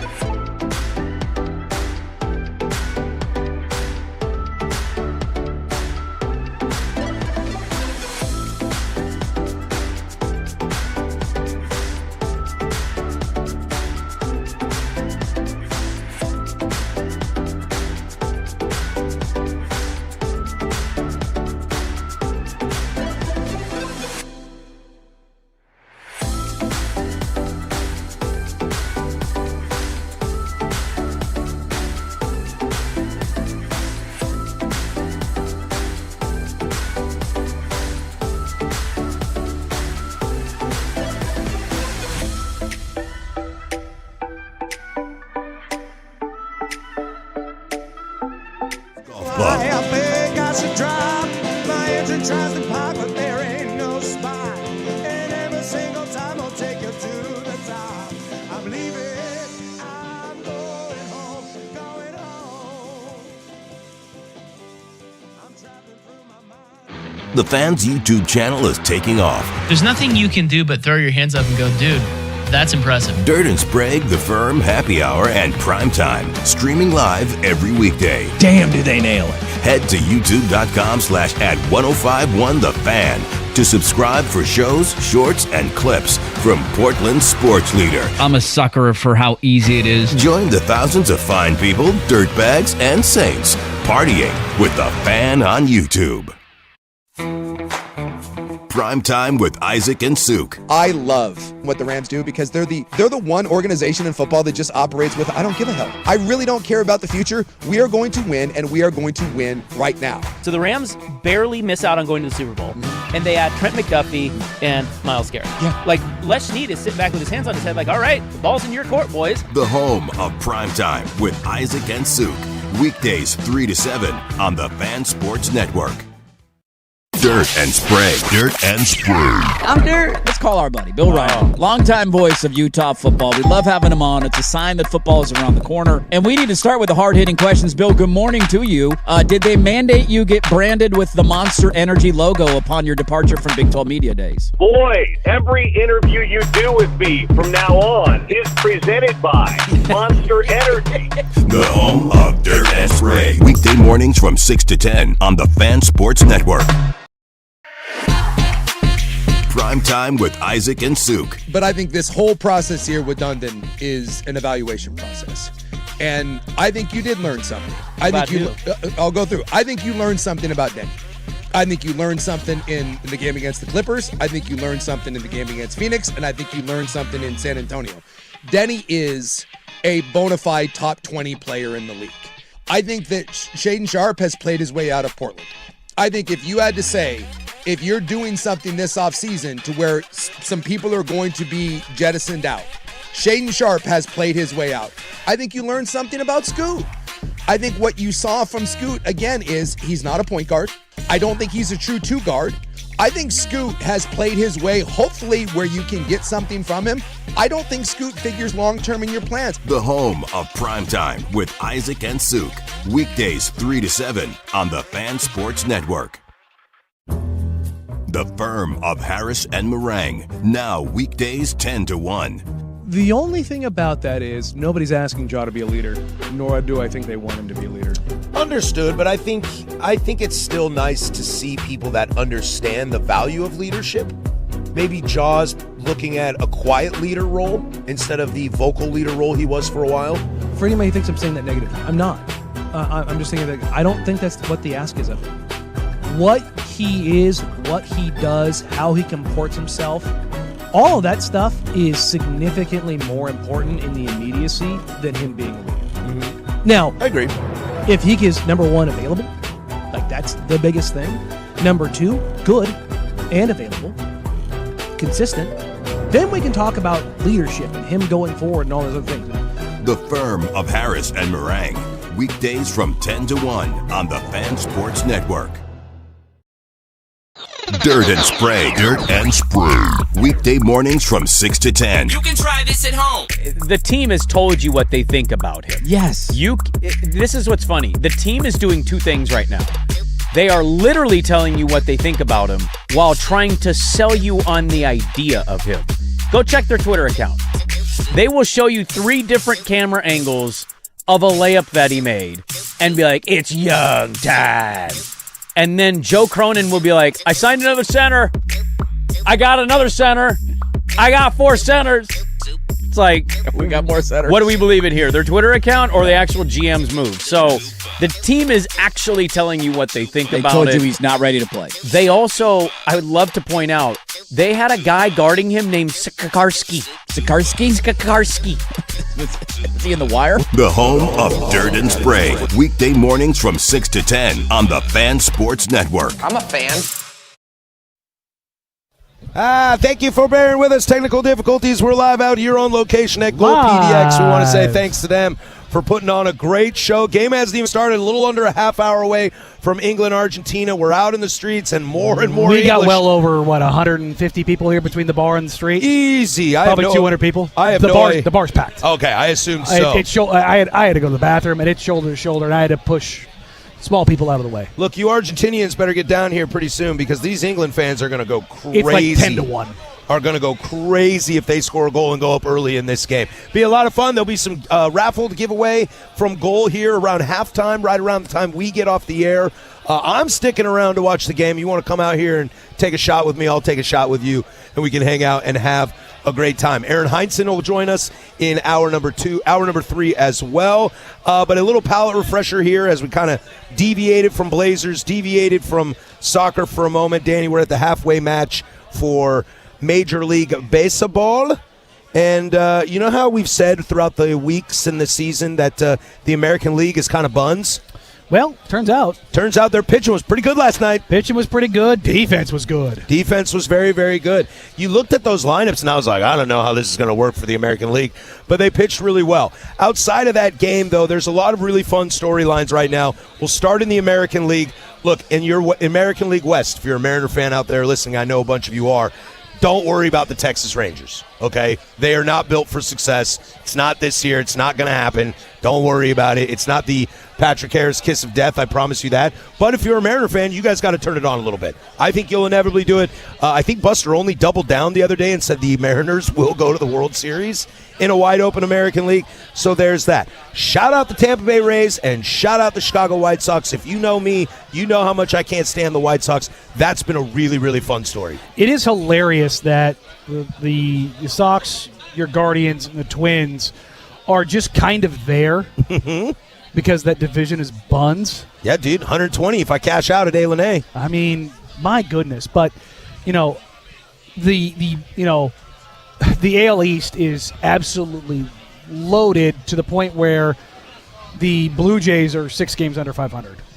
And that was, I think, everyone's non-Mariner pick to return back to the World Series. They're in last place in that division. Meanwhile, the Rays are humming along. Meanwhile, the White Sox are humming along. It's kind of funny. They're all kind of, with the exception of the Rays, everybody else is right there between 48 wins and 54 wins. Like, it's this hodgepodge. Like, you look at the Yankees are at 54 wins, the Red Sox are at 46, the O's are at 46, the Jays are at 45, the Twins are at 48, the White Sox are at 50, the Guardians are at 50. Whoop, whoop. The Rangers are at 49. The Mariners are at 48. The Astros are at 40. The next month is going to decide the playoffs. Yeah, you know potentially. I mean? Or if we're lucky, all the way down to the wire. But it's so tight all the way through. The Rays are the only one, in the Yankees to an extent, that have any kind of gap. Without a doubt. And if you haven't watched the Rays play this year, I highly suggest it. Their pitching staff is absolutely phenomenal, which was on display last night. Best wishes to Junior Caminero. He got hit in the hand. Yeah, thankfully X-rays are negative. Yeah, thankfully. But that's something you don't want to see in an all-star game is someone go down, especially the excitement level of a Junior Caminero. Yes. So hopefully he's all fine. Flipping over, real quick. I want to take a real punch at the Detroit Tigers. No way. Along with probably the West Sacramento Athletics. Look, guys, you're better than this. You should be better than this. Mm-hmm. And you have not a lot to show for it. Detroit's not fully out of it, but 6.5 games back is a large hill to climb. And Cleveland and Chicago are just going to the whole way there. Do you remember a month ago when I was like, go ahead and check back in with the A's in September? Yeah, you're right. I don't even need September. Because do you know what their run differential is right now? Well, I have it up in front of me. Yeah. It's not good. Minus 106. That is worse in all of baseball. The Colorado Rockies are minus 89. The Rockies. The Rockies. Colorado Rockies. Colorado Rockies. Switching over to the National League. Look, there's a lot of great teams. These playoffs are going to be awesome in the National League. Milwaukee is a good team. Chicago's the streakiest team of them all. They can go on big wins. They can go on easy losses. But the Brewers are still really good. Your St. Louis Cardinals are just on the outside looking into the playoffs. They can't seem to put together pitching and hitting in the same game, and that's really been their problem. And then you have the National League East. Look, the Braves look pretty good, especially if they get some of their pitching staff healthy. They need Spencer Strider. Can Schwellenbach do anything when he comes back in September? That remains to be seen. And the Miami Marlins are a pesky little son of a bee that don't want to get out of the way. I love it when you have teams like that are pesky, that don't, that just stay around and you don't know why. And you know what's funny is they would probably be better if they spent money. Probably. Just going to go ahead and throw that one out there. Or not say, oh, this guy Kyle Stowers is super awesome. Yeah, what team is Kyle Stowers going to be on next year? Yeah, that's my question. This is a total tangent, but maybe we'll get to it more tomorrow. Did you see the access the White Sox gave ESPN? Yes. Do you want to pocket that one for tomorrow? Yeah, why not? Yeah. I'll give a little bit of a tease for those that don't know. You can read about it on ESPN. It's the Chicago White Sox let ESPN in unfettered, on record, hours upon hours upon hours in their draft room in the process of selecting the number 1 overall pick and how they rated these guys and what was ultimately the separator. That is so freaking cool. I want to see more of it. I want to see more of it. You know why? Not just in baseball, but everywhere. Of course. I mean, the easy one to point to why you don't do this is the New York Giants, the Hard Knocks. I didn't watch it. I don't watch Hard Knocks. They were talking about, not keeping Saquon and who they were going to draft and not draft and paying Daniel Jones. It's like it was just air after air after air after air. And you're just like, oh, yeah, you don't want the whole world to see how stupid you can be. You know what I mean? Like, and I'm sure Blazers fans are like, well, I would have loved to have seen that when it was Odin and Durant. I'm like, well, I mean, that was an easy one because every other general manager was going to take Greg Oden. Yes. But I love this kind of access. I love that teams want to give this kind of access because then you actually have it under.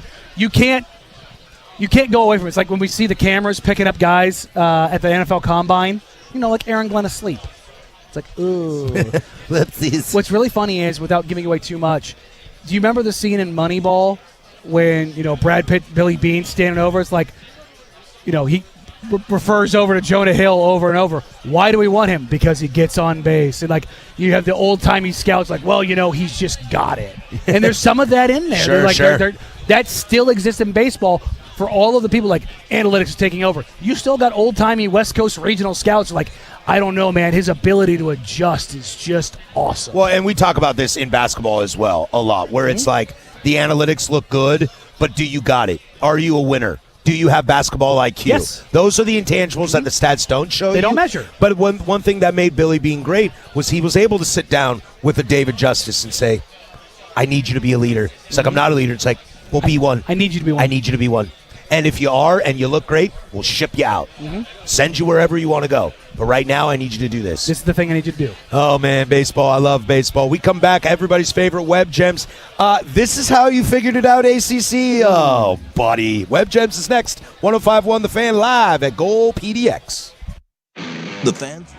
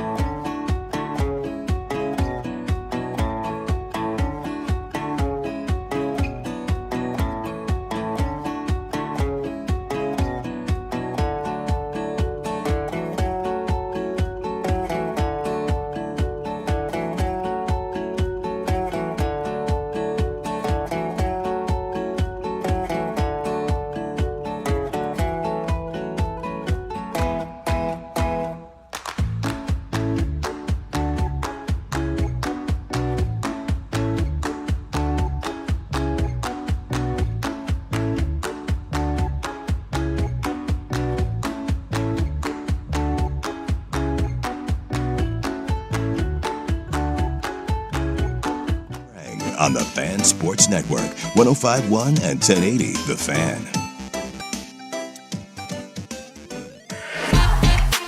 Prime Time with Isaac and Suk. Dan Ryan, Portland City Council. There's other reasons to do this. Portland Fire is just having an amazing year as an expansion team. No one expected them to be this good. I also have to say that my spouse is really into concerts, and they get so upset that they fly over Portland. And so if we upgrade the arena, hopefully, Lady Gaga and people like that will actually come here. I grew up here, and we were so proud to not always be known as a flyover state or flyover city between San Francisco and Seattle. And I really think the Blazers and then all the private public sector coming together to renovate our downtown, and it built that whole Portland vibe that I think everyone started taking it for granted. And so sometimes you got to go into a ditch to wake up and get back out, and I do think this will be a galvanizing force to move Portland forward. The home of Primetime with Isaac and Suk. Weekdays 3 to 7 on the Fan Sports Network. The Firm of Harris and Marang. Now weekdays 10 to 1. But he's 6'10", positionally versatile, can play 3 and 4. Size matters to Danny Marang. It does. My team building ethos. I want to be big. I want to be big. I want to be versatile. I want to be able to switch across things. I want to dictate to teams. I don't want to be dictated to. The Firm of Harris and Marang. Weekdays from 10 to 1 on the Fan Sports Network. Prime Time with Isaac and Suk. That's what kind of bothers me, that Ujiri was out there. You chose to stay with Cronin. To me, if you really want to criticize Tom Dundon for anything so far, I think that might be it. Yeah, I can see that. Keeping Joe Cronin. Yeah. And I think with Cronin, I think it was more of, and we don't know if he'll stick around. I think that this is a big offseason. I think Cronin is in kind of a prove-it sort of mode. Sure. The home of Prime Time with Isaac and Suk. Weekdays 3 to 7 on the Fan Sports Network. Prime Time with Isaac and Suk. You've never had this before. Like, dude, I've had good pizza. No, you haven't. No, you haven't. Not like this. Not do you go not to like Vinny's. This. Not like this, Stevie. Yes, there is that where you fall into the bubble. Where else can you get this? Literally any Anywhere. other major city in America. Oregon. Yeah, it's almost like they don't think Oregonians are like even Cuban. Yes. It's like, yeah, we're real people too. The home of Prime Time with Isaac and Suk. Weekdays 3 to 7 on the Fan Sports Network. Case, thanks for figuring that out back there. Thanks to our engineer, Josh, for figuring it out over here. We are live at Gold PDX. We're going to skip Web Gems. I'll bring it to you tomorrow, which will get us back on the clock and get everything situated.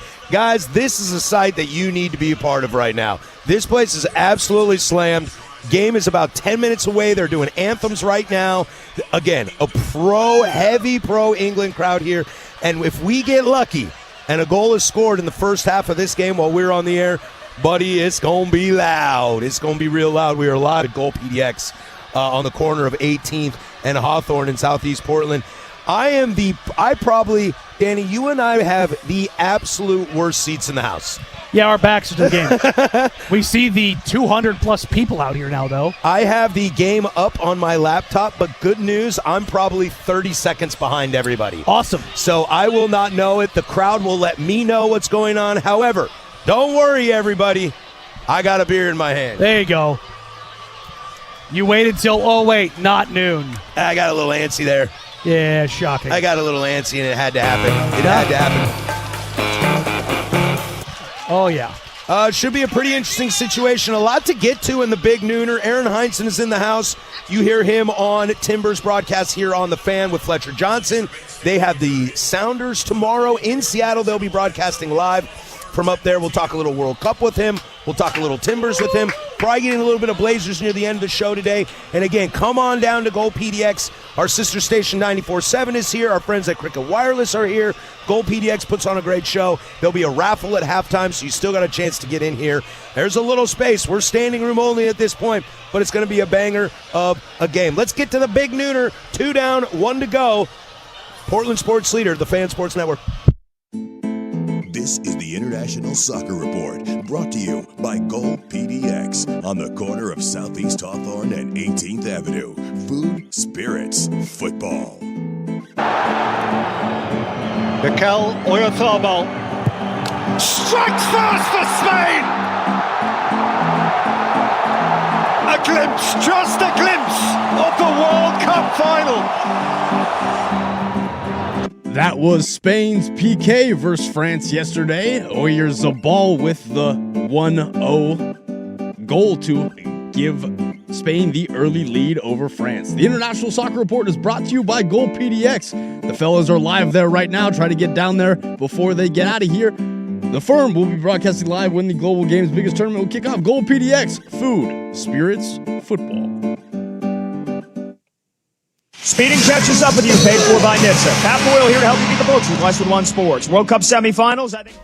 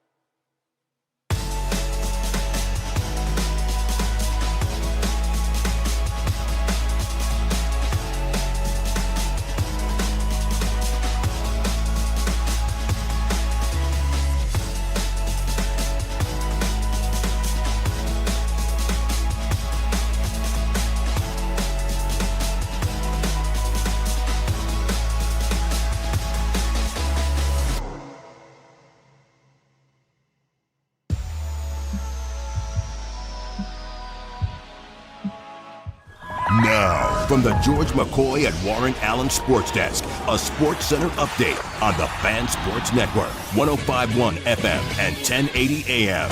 First on the Fan, the MLB All-Star Game was last night, featuring some dominant pitching from the American League as the AL defeated the NL 4-0 in a 15-strikeout shutout. Cody Bellinger was named your All-Star Game MVP as he finished the game 1 for 3 with 2 RBIs on a 2-out single up the middle in the first inning.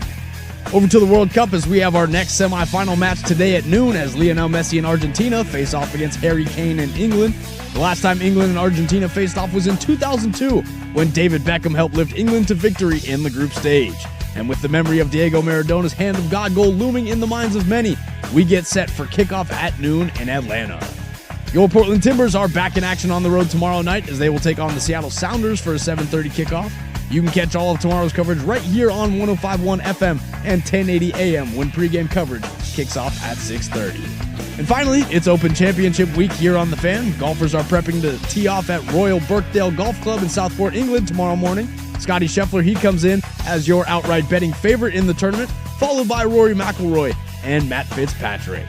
And for more sports scores and stories in 30 minutes, I'm lowercase from the George McCoy at Warren Allen Sports Desk. Hurt missing work? Insurance companies acting like jerks? Don't call your mom. Call George McCoy at warrenallen.com. The home of the firm of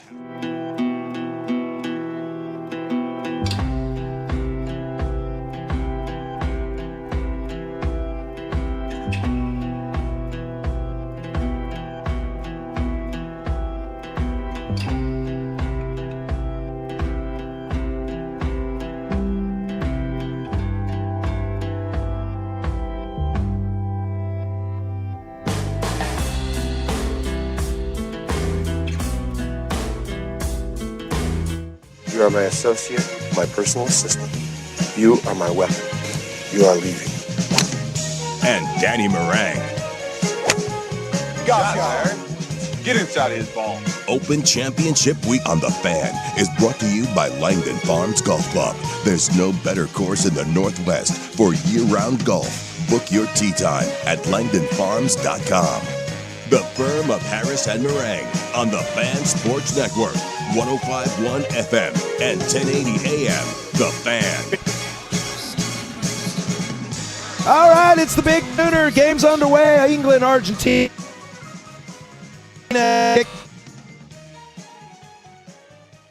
Dirt and Spray. Dirt and Spray.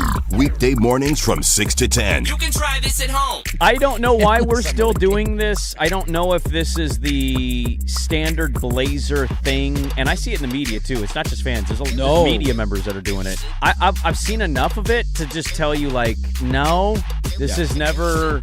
What's that? It's Mean Girls. Why are you trying to make... Make this a thing. It's never going to be a thing. Yeah, that's him. We signed a forward center on Friday. Yes, we did. We already signed another center, and then we re-signed our backup center from last year. Yes. By my calculations, that's 3.5 centers. He's fourth on the depth chart. He is fourth or fifth, depending on what the rotation is going to be. He's not playing this year. Nope. They would have to suffer catastrophic injuries at that specific position for him to play. If he plays a lot, you're in trouble. The home of Dirt and Spray. Weekday mornings from 6 to 10 on the Fan Sports Network. I'm a fan. All right, we're back. Thanks for bearing with us. It's always fun when we're on location live at Gold PX. It is the big winner. We're happy to be here. Aaron Heinsohn will join us in about 10 minutes or so. We'll talk some World Cup. His views on that. He'll also be on all the Seattle Sounders game and travel to Seattle to take on their fierce rivals in a Cascadia matchup tomorrow as MLS starts back up. Danny, we're here. England, Argentina's kicked off and it just started the fourth minute of the game. It's a little difficult for us to watch it, but everybody else here seems to be pretty stoked. This should be a fire. England has kind of sat themselves. Look, if England wins this World Cup, they will get a card. If England wins this game, they will have gone through the gauntlet because the game against Mexico was crazy, the game against Norway was crazy, and now they're in a game against Argentina, and if they win this game, they go to get saying you can't say they didn't deserve it. No, and on the flip side, who has Argentina played? Absolutely nobody. And the test by Cabo Verde, by Egypt, which I think they should have lost that game, although Egypt up 2-0, there's a little fault on you for giving up that lead late in the game. And Switzerland hung with them the whole time. The red card changed everything. Oh, yeah.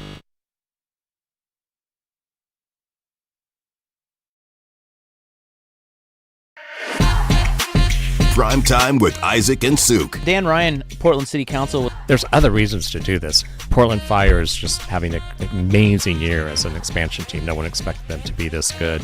I also have to say that my spouse is really into concerts, and they get so upset that they fly over Portland. And so if we upgrade the arena, hopefully, Lady Gaga and people like that will actually come here. I grew up here, and we were so proud to not always be known as a flyover state or flyover city between San Francisco and Seattle. And I really think the Blazers and then all the private public sector coming together to renovate our downtown, and it built that whole Portland vibe that I think everyone started taking it for granted. And so sometimes you got to go into a ditch to wake up and get back out, and I do think this will be a galvanizing force to move Portland forward. The home of Primetime with Isaac and Souk. Weekdays 3 to 7 on the Fan Sports Network. Prime Time with Isaac and Suk. You've never had this before. Like, dude, I've had good pizza. No, you haven't. No, you haven't. Not like this. Not that you go to Not like Denny's. this. Not Not like this, Stevie. Yes, there is that where you fall into the bubble. Where else can you get this? Literally any Anywhere. other major city in America. Oregon. Yeah, it's almost like they don't think Oregonians are like even human. Yes. It's like, yeah, we're real people too. The home of Prime Time with Isaac and Suk. Weekdays 3 to 7 on the Fan Sports Network. Prime Time with Isaac and Suk. But I think this whole process here with Dundon is an evaluation process. And I think you did learn something. I'll go through. I think you learned something about Denny. I think you learned something in the game against the Clippers. I think you learned something in the game against Phoenix. And I think you learned something in San Antonio. Denny is a bona fide top 20 player in the league. I think that Shaedon Sharpe has played his way out of Portland. I think if you had to say, if you're doing something this offseason to where some people are going to be jettisoned out, Shaedon Sharpe has played his way out. I think you learned something about Scoot. I think what you saw from Scoot, again, is he's not a point guard. I don't think he's a true two guard. I think Scoot has played his way, hopefully, where you can get something from him. I don't think Scoot figures long-term in your plans. The home of Prime Time with Isaac and Suk. Weekdays 3 to 7 on the Fan Sports Network. The firm of Harris and Marang. Now weekdays 10 to 1. I can't believe that they just, is there, it could be anything. Shoes to AI is a weird thing. That's the wildest switch up I've ever heard of. Yeah. Be like having a taco truck and be like, you know what we're going to get into? Yeah. We're going to get into aerospace. It's Yeah. like, what? I made... what qualifies you to do this? I made car stereos, and now I'm going to AI. Okay, I see that. Electronics. There's at least something remotely tangible. It's like a kind of whisper. But instead, no, we're going to go from tortas to telescopes. It's like, what? Yeah.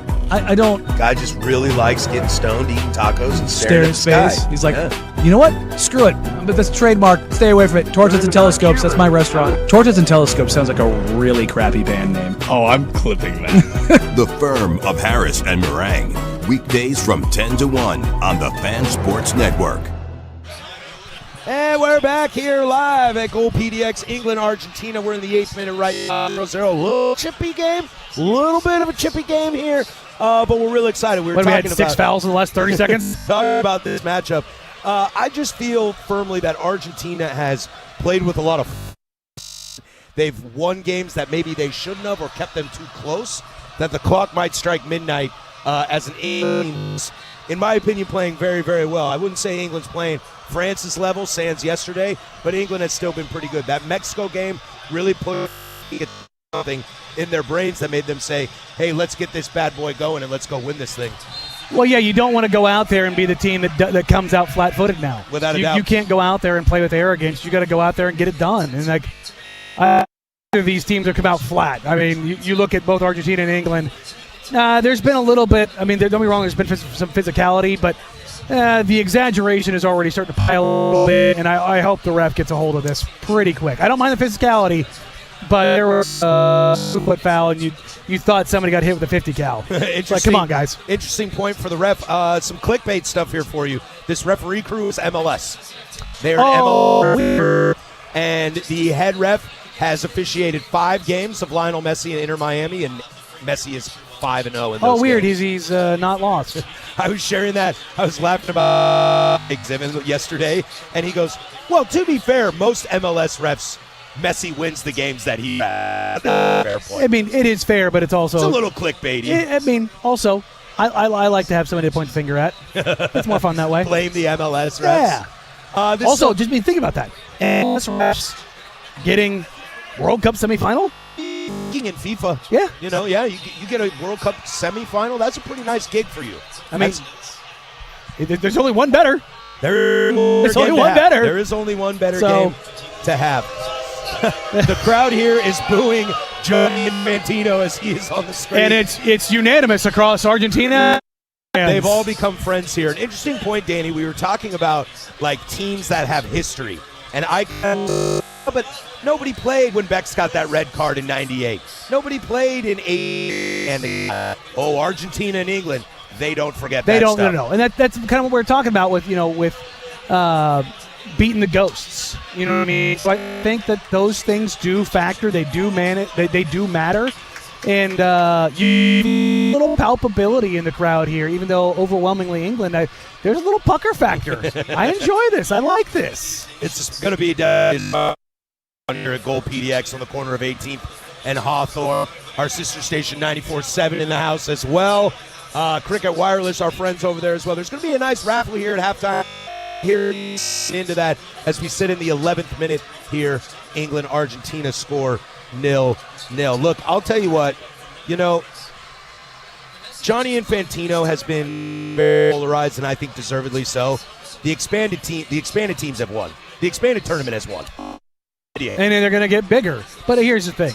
I mean, when the bar is set, Blotter, I mean, just the president of everybody. Just step over the bar. It's not that hard. All right, we're going to step aside for a moment, try to bring Aaron Heights in here to discuss. Try to discuss World Cup and Timbers as they'll take on Seattle tomorrow, and hopefully figure out some of our technical issues.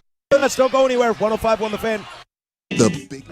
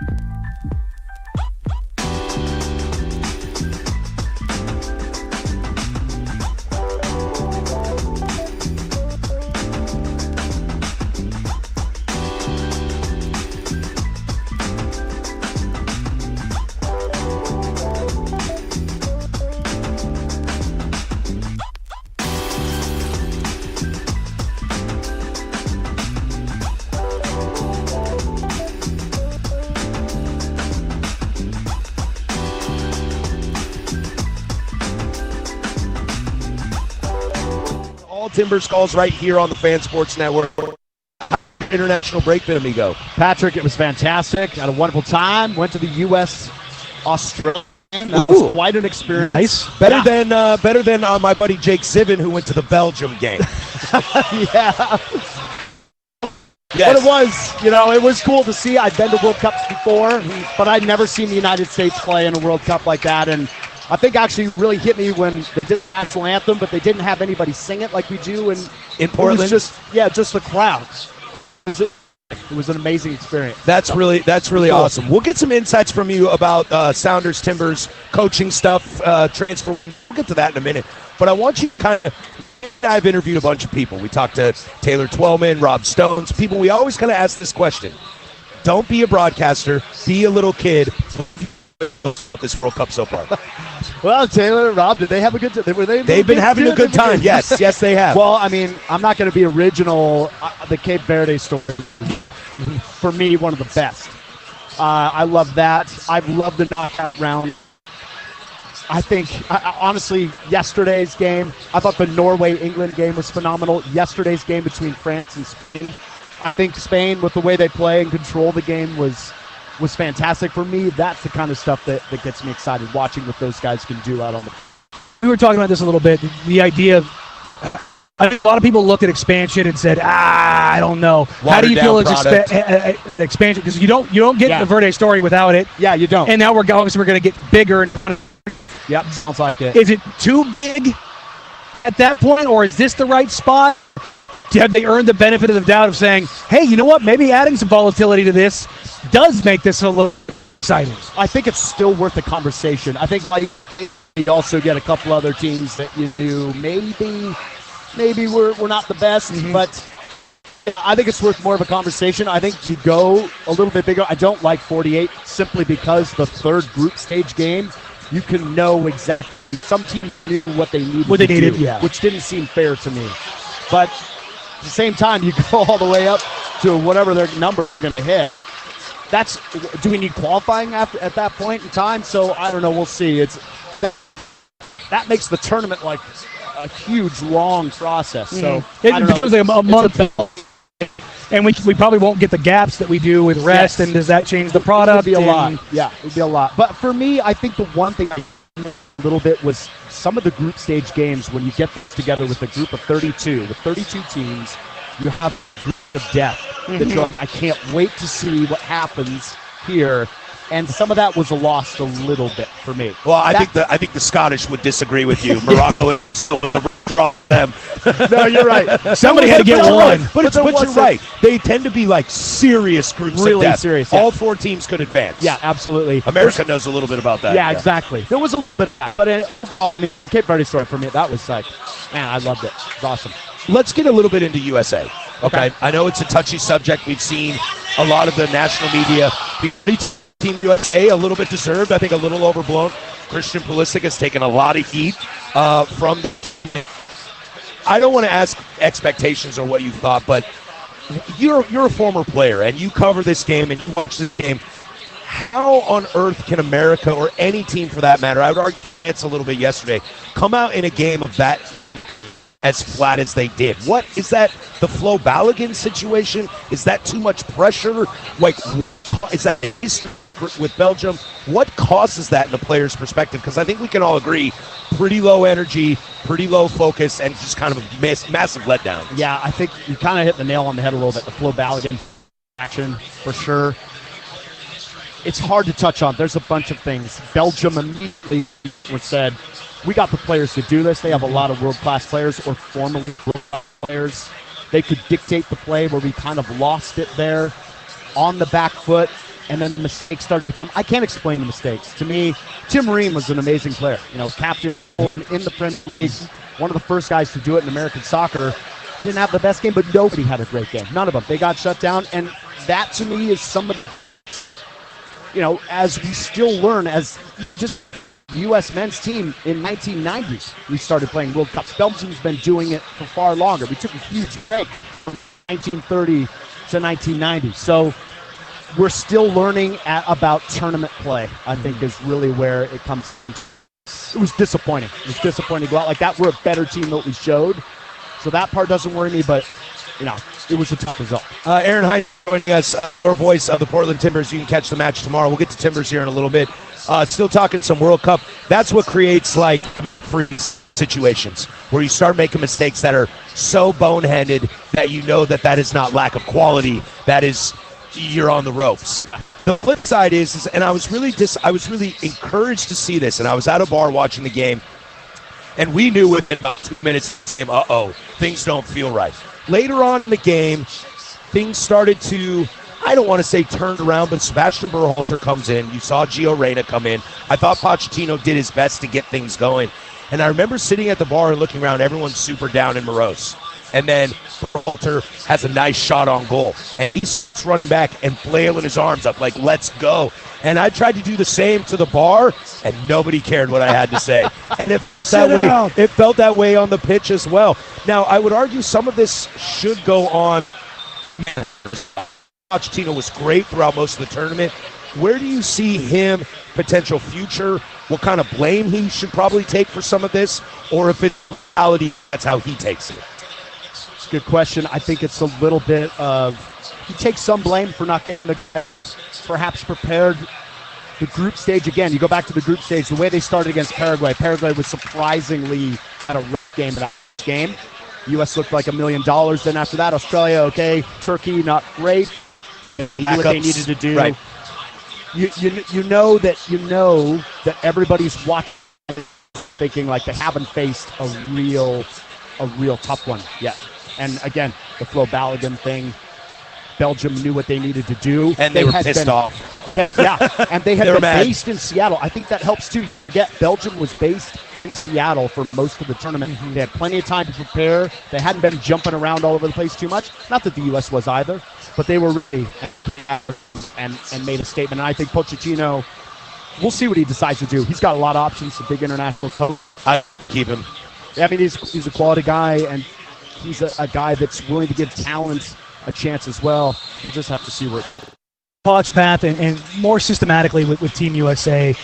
It felt like every cycle, whether they up or they don't, you could kind of use a measuring stick. The thing that I take away from the Team USA, Poch particularly, for the first time in my adult life, it felt like stylistically, personnel and style matched, and it felt like this is kind of the path forward. Spain has an identity. France has an identity. Belgium has an identity. England, Argentina, they have identities where who the players are. The identity of that team, with the exception of the Belgium game, being more progressive, being more attacking, is that the path forward for you? Because when I watch that, I look at Team USA in basketball. We dictate. It's an American motto. We're like, you can talk about scrappy and playing bigger than you, those things, but when we're the best at something, or if we're world class at something, we have an identity of being on the front foot. Do you think that they can take that and run with it? Do they have the personnel coming up through the youth systems, growth of U.S. soccer to kind of match that? Is that something they can build on? Absolutely. Yeah, I mean, you watch now. There's 7 or 8 guys that I expect maybe half of those guys will be in 2030. There's a lot of talent coming through with the league. You're right. The identity. Pochettino did a great job of being styled some of the players. There's still more to do, particularly in tempo setting and in dealing with moments.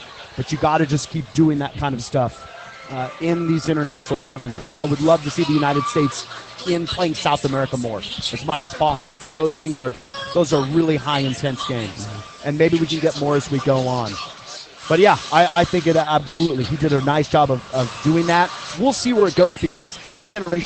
As things turn over, you can't necessarily play the way you want to play 4 years ago. You got to match the guys that you have on the field. But I think on the front foot, Americans like that. Everybody likes that kind of pressure style. Nobody wants to be the team that's sitting back and blockading forever. Maybe we do it in the future, but I think from now we can expect that. I mean, I'm just thinking off the top of my head, Xavier Gozo at RSL, like a decent, really. There's a couple guys in New York, Red Bulls, really exciting kind of players. So we got some guys that are coming up, and I'm excited to see how they do. Question, Aaron. We'll take a quick break, and then we'll get into some Timbers stuff. Just finishing up the World Cup. Spain is in the final. Argentina, England playing right now. I think kind of sloppy throughout a lot of the knockout rounds, letting teams that probably shouldn't be in it. But that might be an indictment on how good this Argentina team is. But as we're in the commercial break, hydration break, Freudian slip there. Argentina's brought it to this game.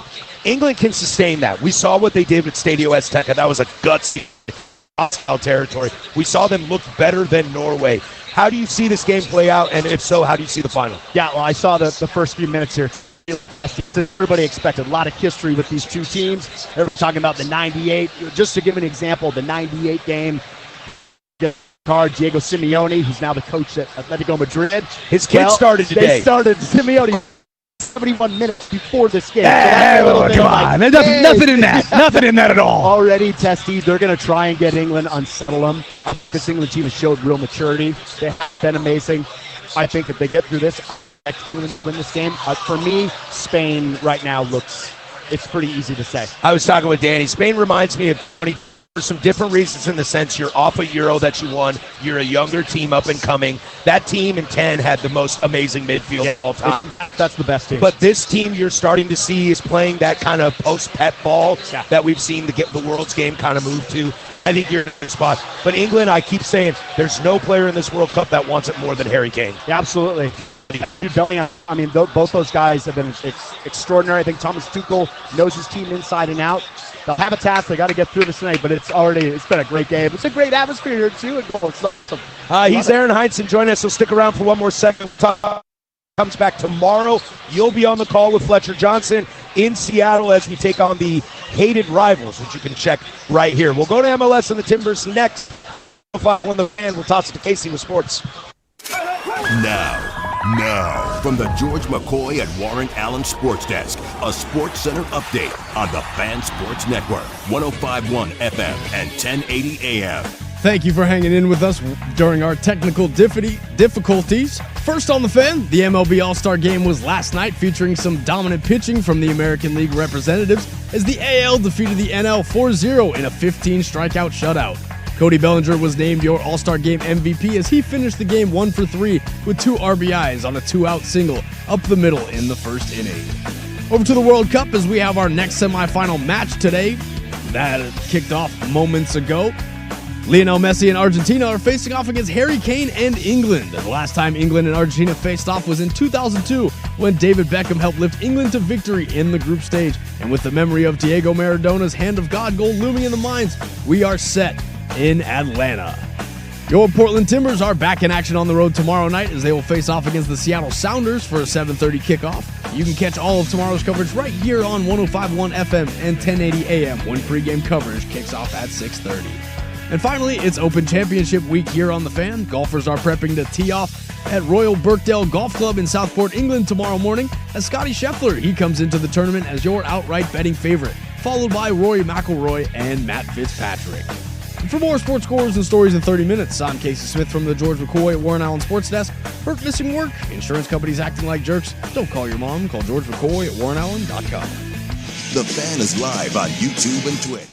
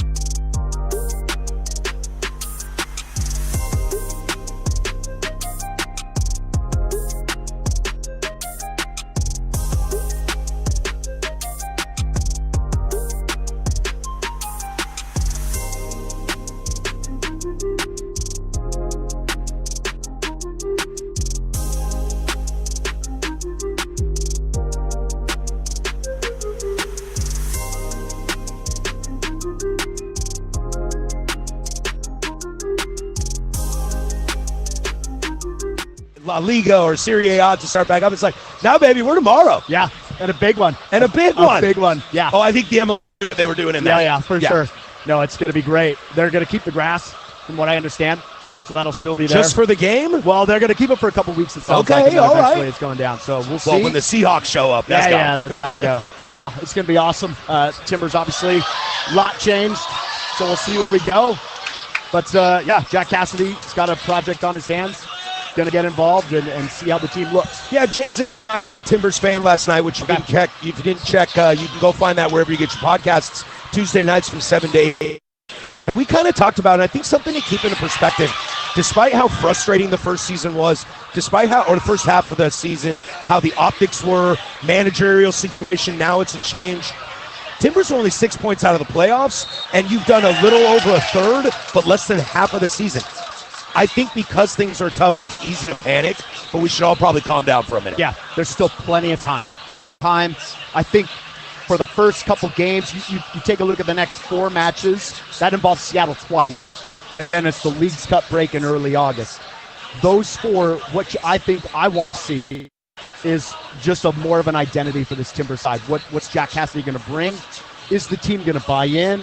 Defensively solid, and then look for consistency in the attack. That is what I'm looking for. Start at Lumen Field, no longer Seattle Stadium. Lumen Field. back to our corporate overlords. There you go. In the lead up to until the World Cup break, things didn't go the way I think fans and members of the organization wanted things to go. Every time we brought the national scene, I asked them the same question.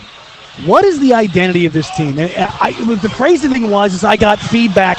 I mean, whether it was anybody we brought on, and it was the same thing every time. Or I shouldn't say the same thing. It was different every time. What should the identity? They should be more progressive. They should absorb more. The midfield should be pressed up more. The wingers should be pressed up more. They should be a possession-based team. They should be more of a long ball team. It was like, is that part of the problem? There hasn't been a throughput of, again, identity of what the franchise is right now. Yeah, it was, from my perspective, it was some days consistently doing great defensively, but it's not happening on the attack.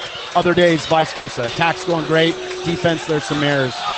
I think now, for me, when you reset it, now that you're coaching, does a clean slate of a new manager clear some of that stuff out? It does a little bit. It does. It implies this is the way we're going to interpret things. We're going to keep it simple, particularly as an interim coach right now for Jack Cassidy. All he has to do is just get producing something. And you start that, in my mind, you start it defensively. You get things going, have the team there, and then you need just some clear ideas about how you want this team to score. That starts from where do you want these guys consistently lining up at the top? What do you want them to do on the ball side when the ball's up top? when the ball's in the middle of the field? What is everybody's role? And it doesn't have to be a lot, just a couple of ideas that even fans can expect to see.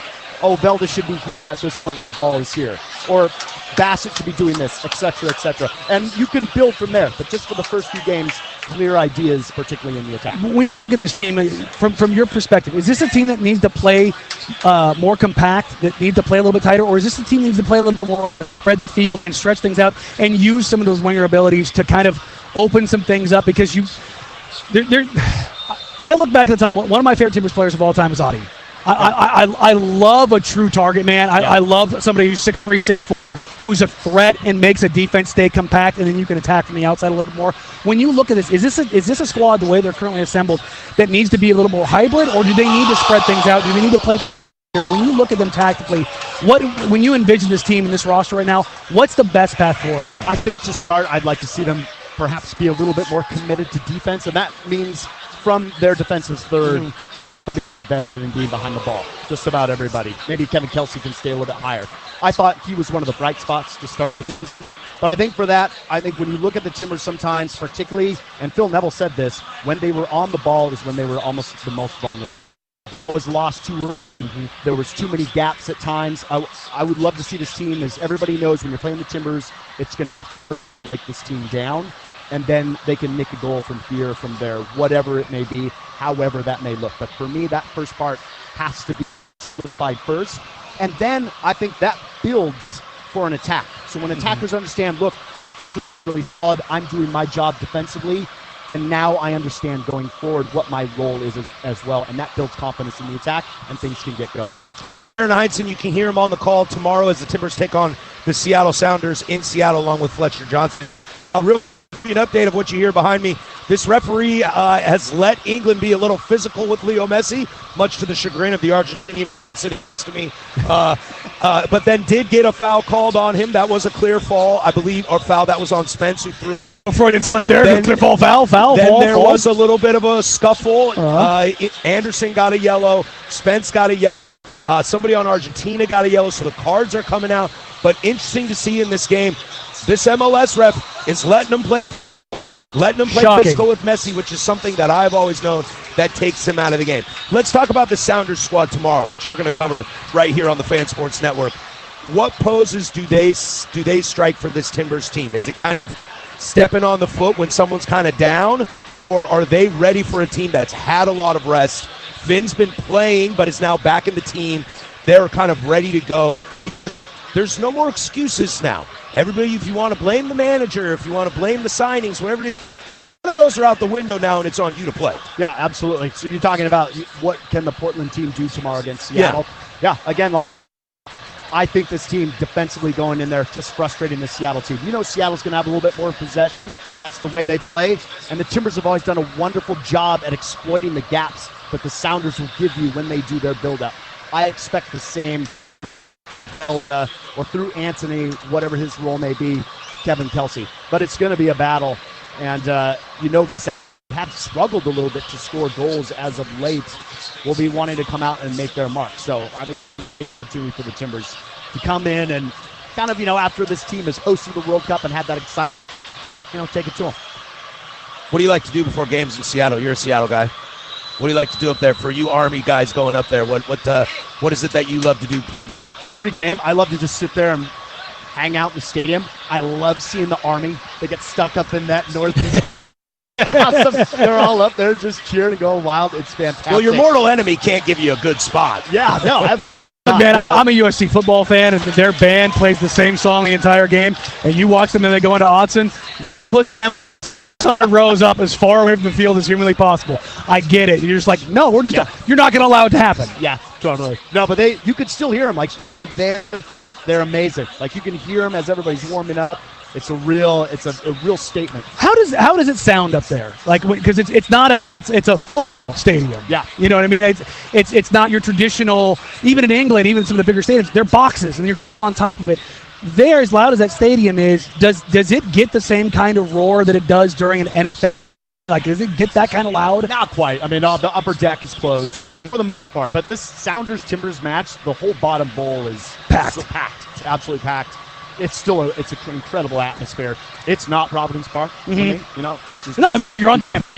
Can't beat it, but it's a very good atmosphere. You know, Seattle, Portland, it's a wonderful time, and I'm looking forward to kicking this off, and it's going to come quick. This game, a couple more, like Dallas RSL, and then Seattle again, back down here in Portland. Well, shake off the rust. Have a good call tomorrow. Today, thank you for coming down. He's with Fletcher Johnson on the call tomorrow. As always, you can hear it right here on the Fan Sports. Game starts hour before kick. Stick with us. Closing arguments is next. An update from Mayor Keith Wilson on the Blazers situation. More to come. 105.1 The Fan. The Portland Trailblazers are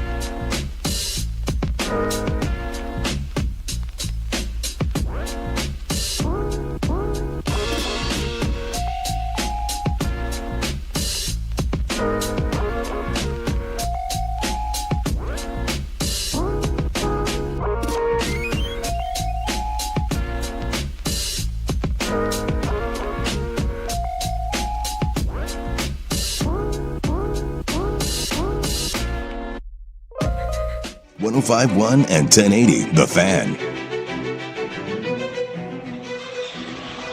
All right, that's going to do it for us. Closing arguments brought to you by Leskin Law. Visit leskin.com for more information. Coming up on the program tomorrow, we'll know the final of the World Cup.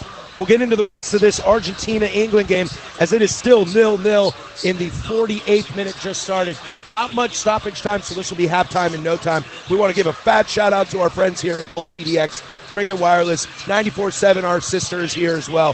Huge crowd. They've been absolutely awesome. The staff has been great, and thanks to you it's like guys. 300-400 people now. We're in here. Coming up on the program tomorrow, it is a 10 Toes Down Thursday, so you know we'll have that for you at 12:15. We all Michigan AD situation and definitely follow up some more on this Moda Center situation. But Danny, we got a little update on that while we were talking with Aaron, our good buddy from the Timbers broadcast. Yes, I got an update. I have a statement from Mayor Keith Wilson. Reads, from the start, the city is committed to striking the best deal for Portland. The Blazers are our tenant. We're their landlord. We value them, and we recognize that we need each other for the long term. We are continuing to engage in a community-driven process as we approach a city council vote in August. We are operating on an aggressive timeline to reach a new lease. We have explicit with the Blazers that design information and clarity around public investment are necessary to move forward. The absence of essential details from the Blazers is slowing progress at a moment when urgency is required. We know that the NBA is committed to Portland, and we look forward to working with them to ensure negotiations on a renovated Moda Center and a new long-term lease happen in good faith. First thoughts on this, Danny. This is the first time I've heard Mayor Keith Wilson start to lean towards the city council. Not a no. Not saying no. I believe No. He knows it's a good idea. He is saying what we talked about earlier. Somebody has got to put pen to paper of what is going to happen. And I give him a lot of credit for that. Look, mayors sometimes can be figureheads, and I know with the new process and ranked voting that there's a lot of opinions on how a mayor is elected in this town and what they can actually control. Nothing. Especially with the redoing of the city council, county commissioners, and all that coming to Multnomah and the city of Portland. But this, like I said, this is the first time I've heard Keith Wilson kind of say, hey, Tommy, hey, Dad, I need you to play ball a little bit. And here's the thing. Keith Wilson has been in the Blazers' corner on this. He does. Without a doubt. He does want them to stay. Look. He has said if it is a 6-6 vote, he will make the deciding vote and pass it in favor of getting it done. Look, Keith Wilson's not dumb. No, he's not dumb. Look, I agree with him on some things, but on the business side of things, I think largely he's made the most sense of anybody in the city in a long time. Well, and I think when you sit in local politics, there's a lot of things that are polarizing, right? The housing situation, Sure. the houses and drugs in this city. It's really, really difficult, and he has to find that fine line to do it because there's so many factors involved. I think to Mayor Wilson's credit, he's just the guy that's like, yeah, there's a lot going on, but this is clear. This is a pretty easy thing to get done. But he's also saying, hey, Tommy, I need something, man. I need you to play ball. I need you to play. Like, I'm not asking you to put up your money. Like, that isn't what, like, don't get me wrong, some city council members have said that. But the mayor has not said that. The state has not said that. No. Like that, I feel like that ship has sailed. You know what I mean? As far as most politicians, both locally and regionally, are kind of like, yeah, no, the money's the money, and it is what it is. That's another thing that I'd like to see. Like, where's the county and state in all this? Well, the state signed off on it. I know, but like, where's the pressure from your other leaders? That I know Tina Kotek is the boss of the Portland City Council, so I don't want to like sound ignorant on that. But she is, in theory, the most powerful politician in the state. Where is she on this? That's kind of said, to quote Dan Laney, it's time to nut up or shut up. Well, here's the thing about it.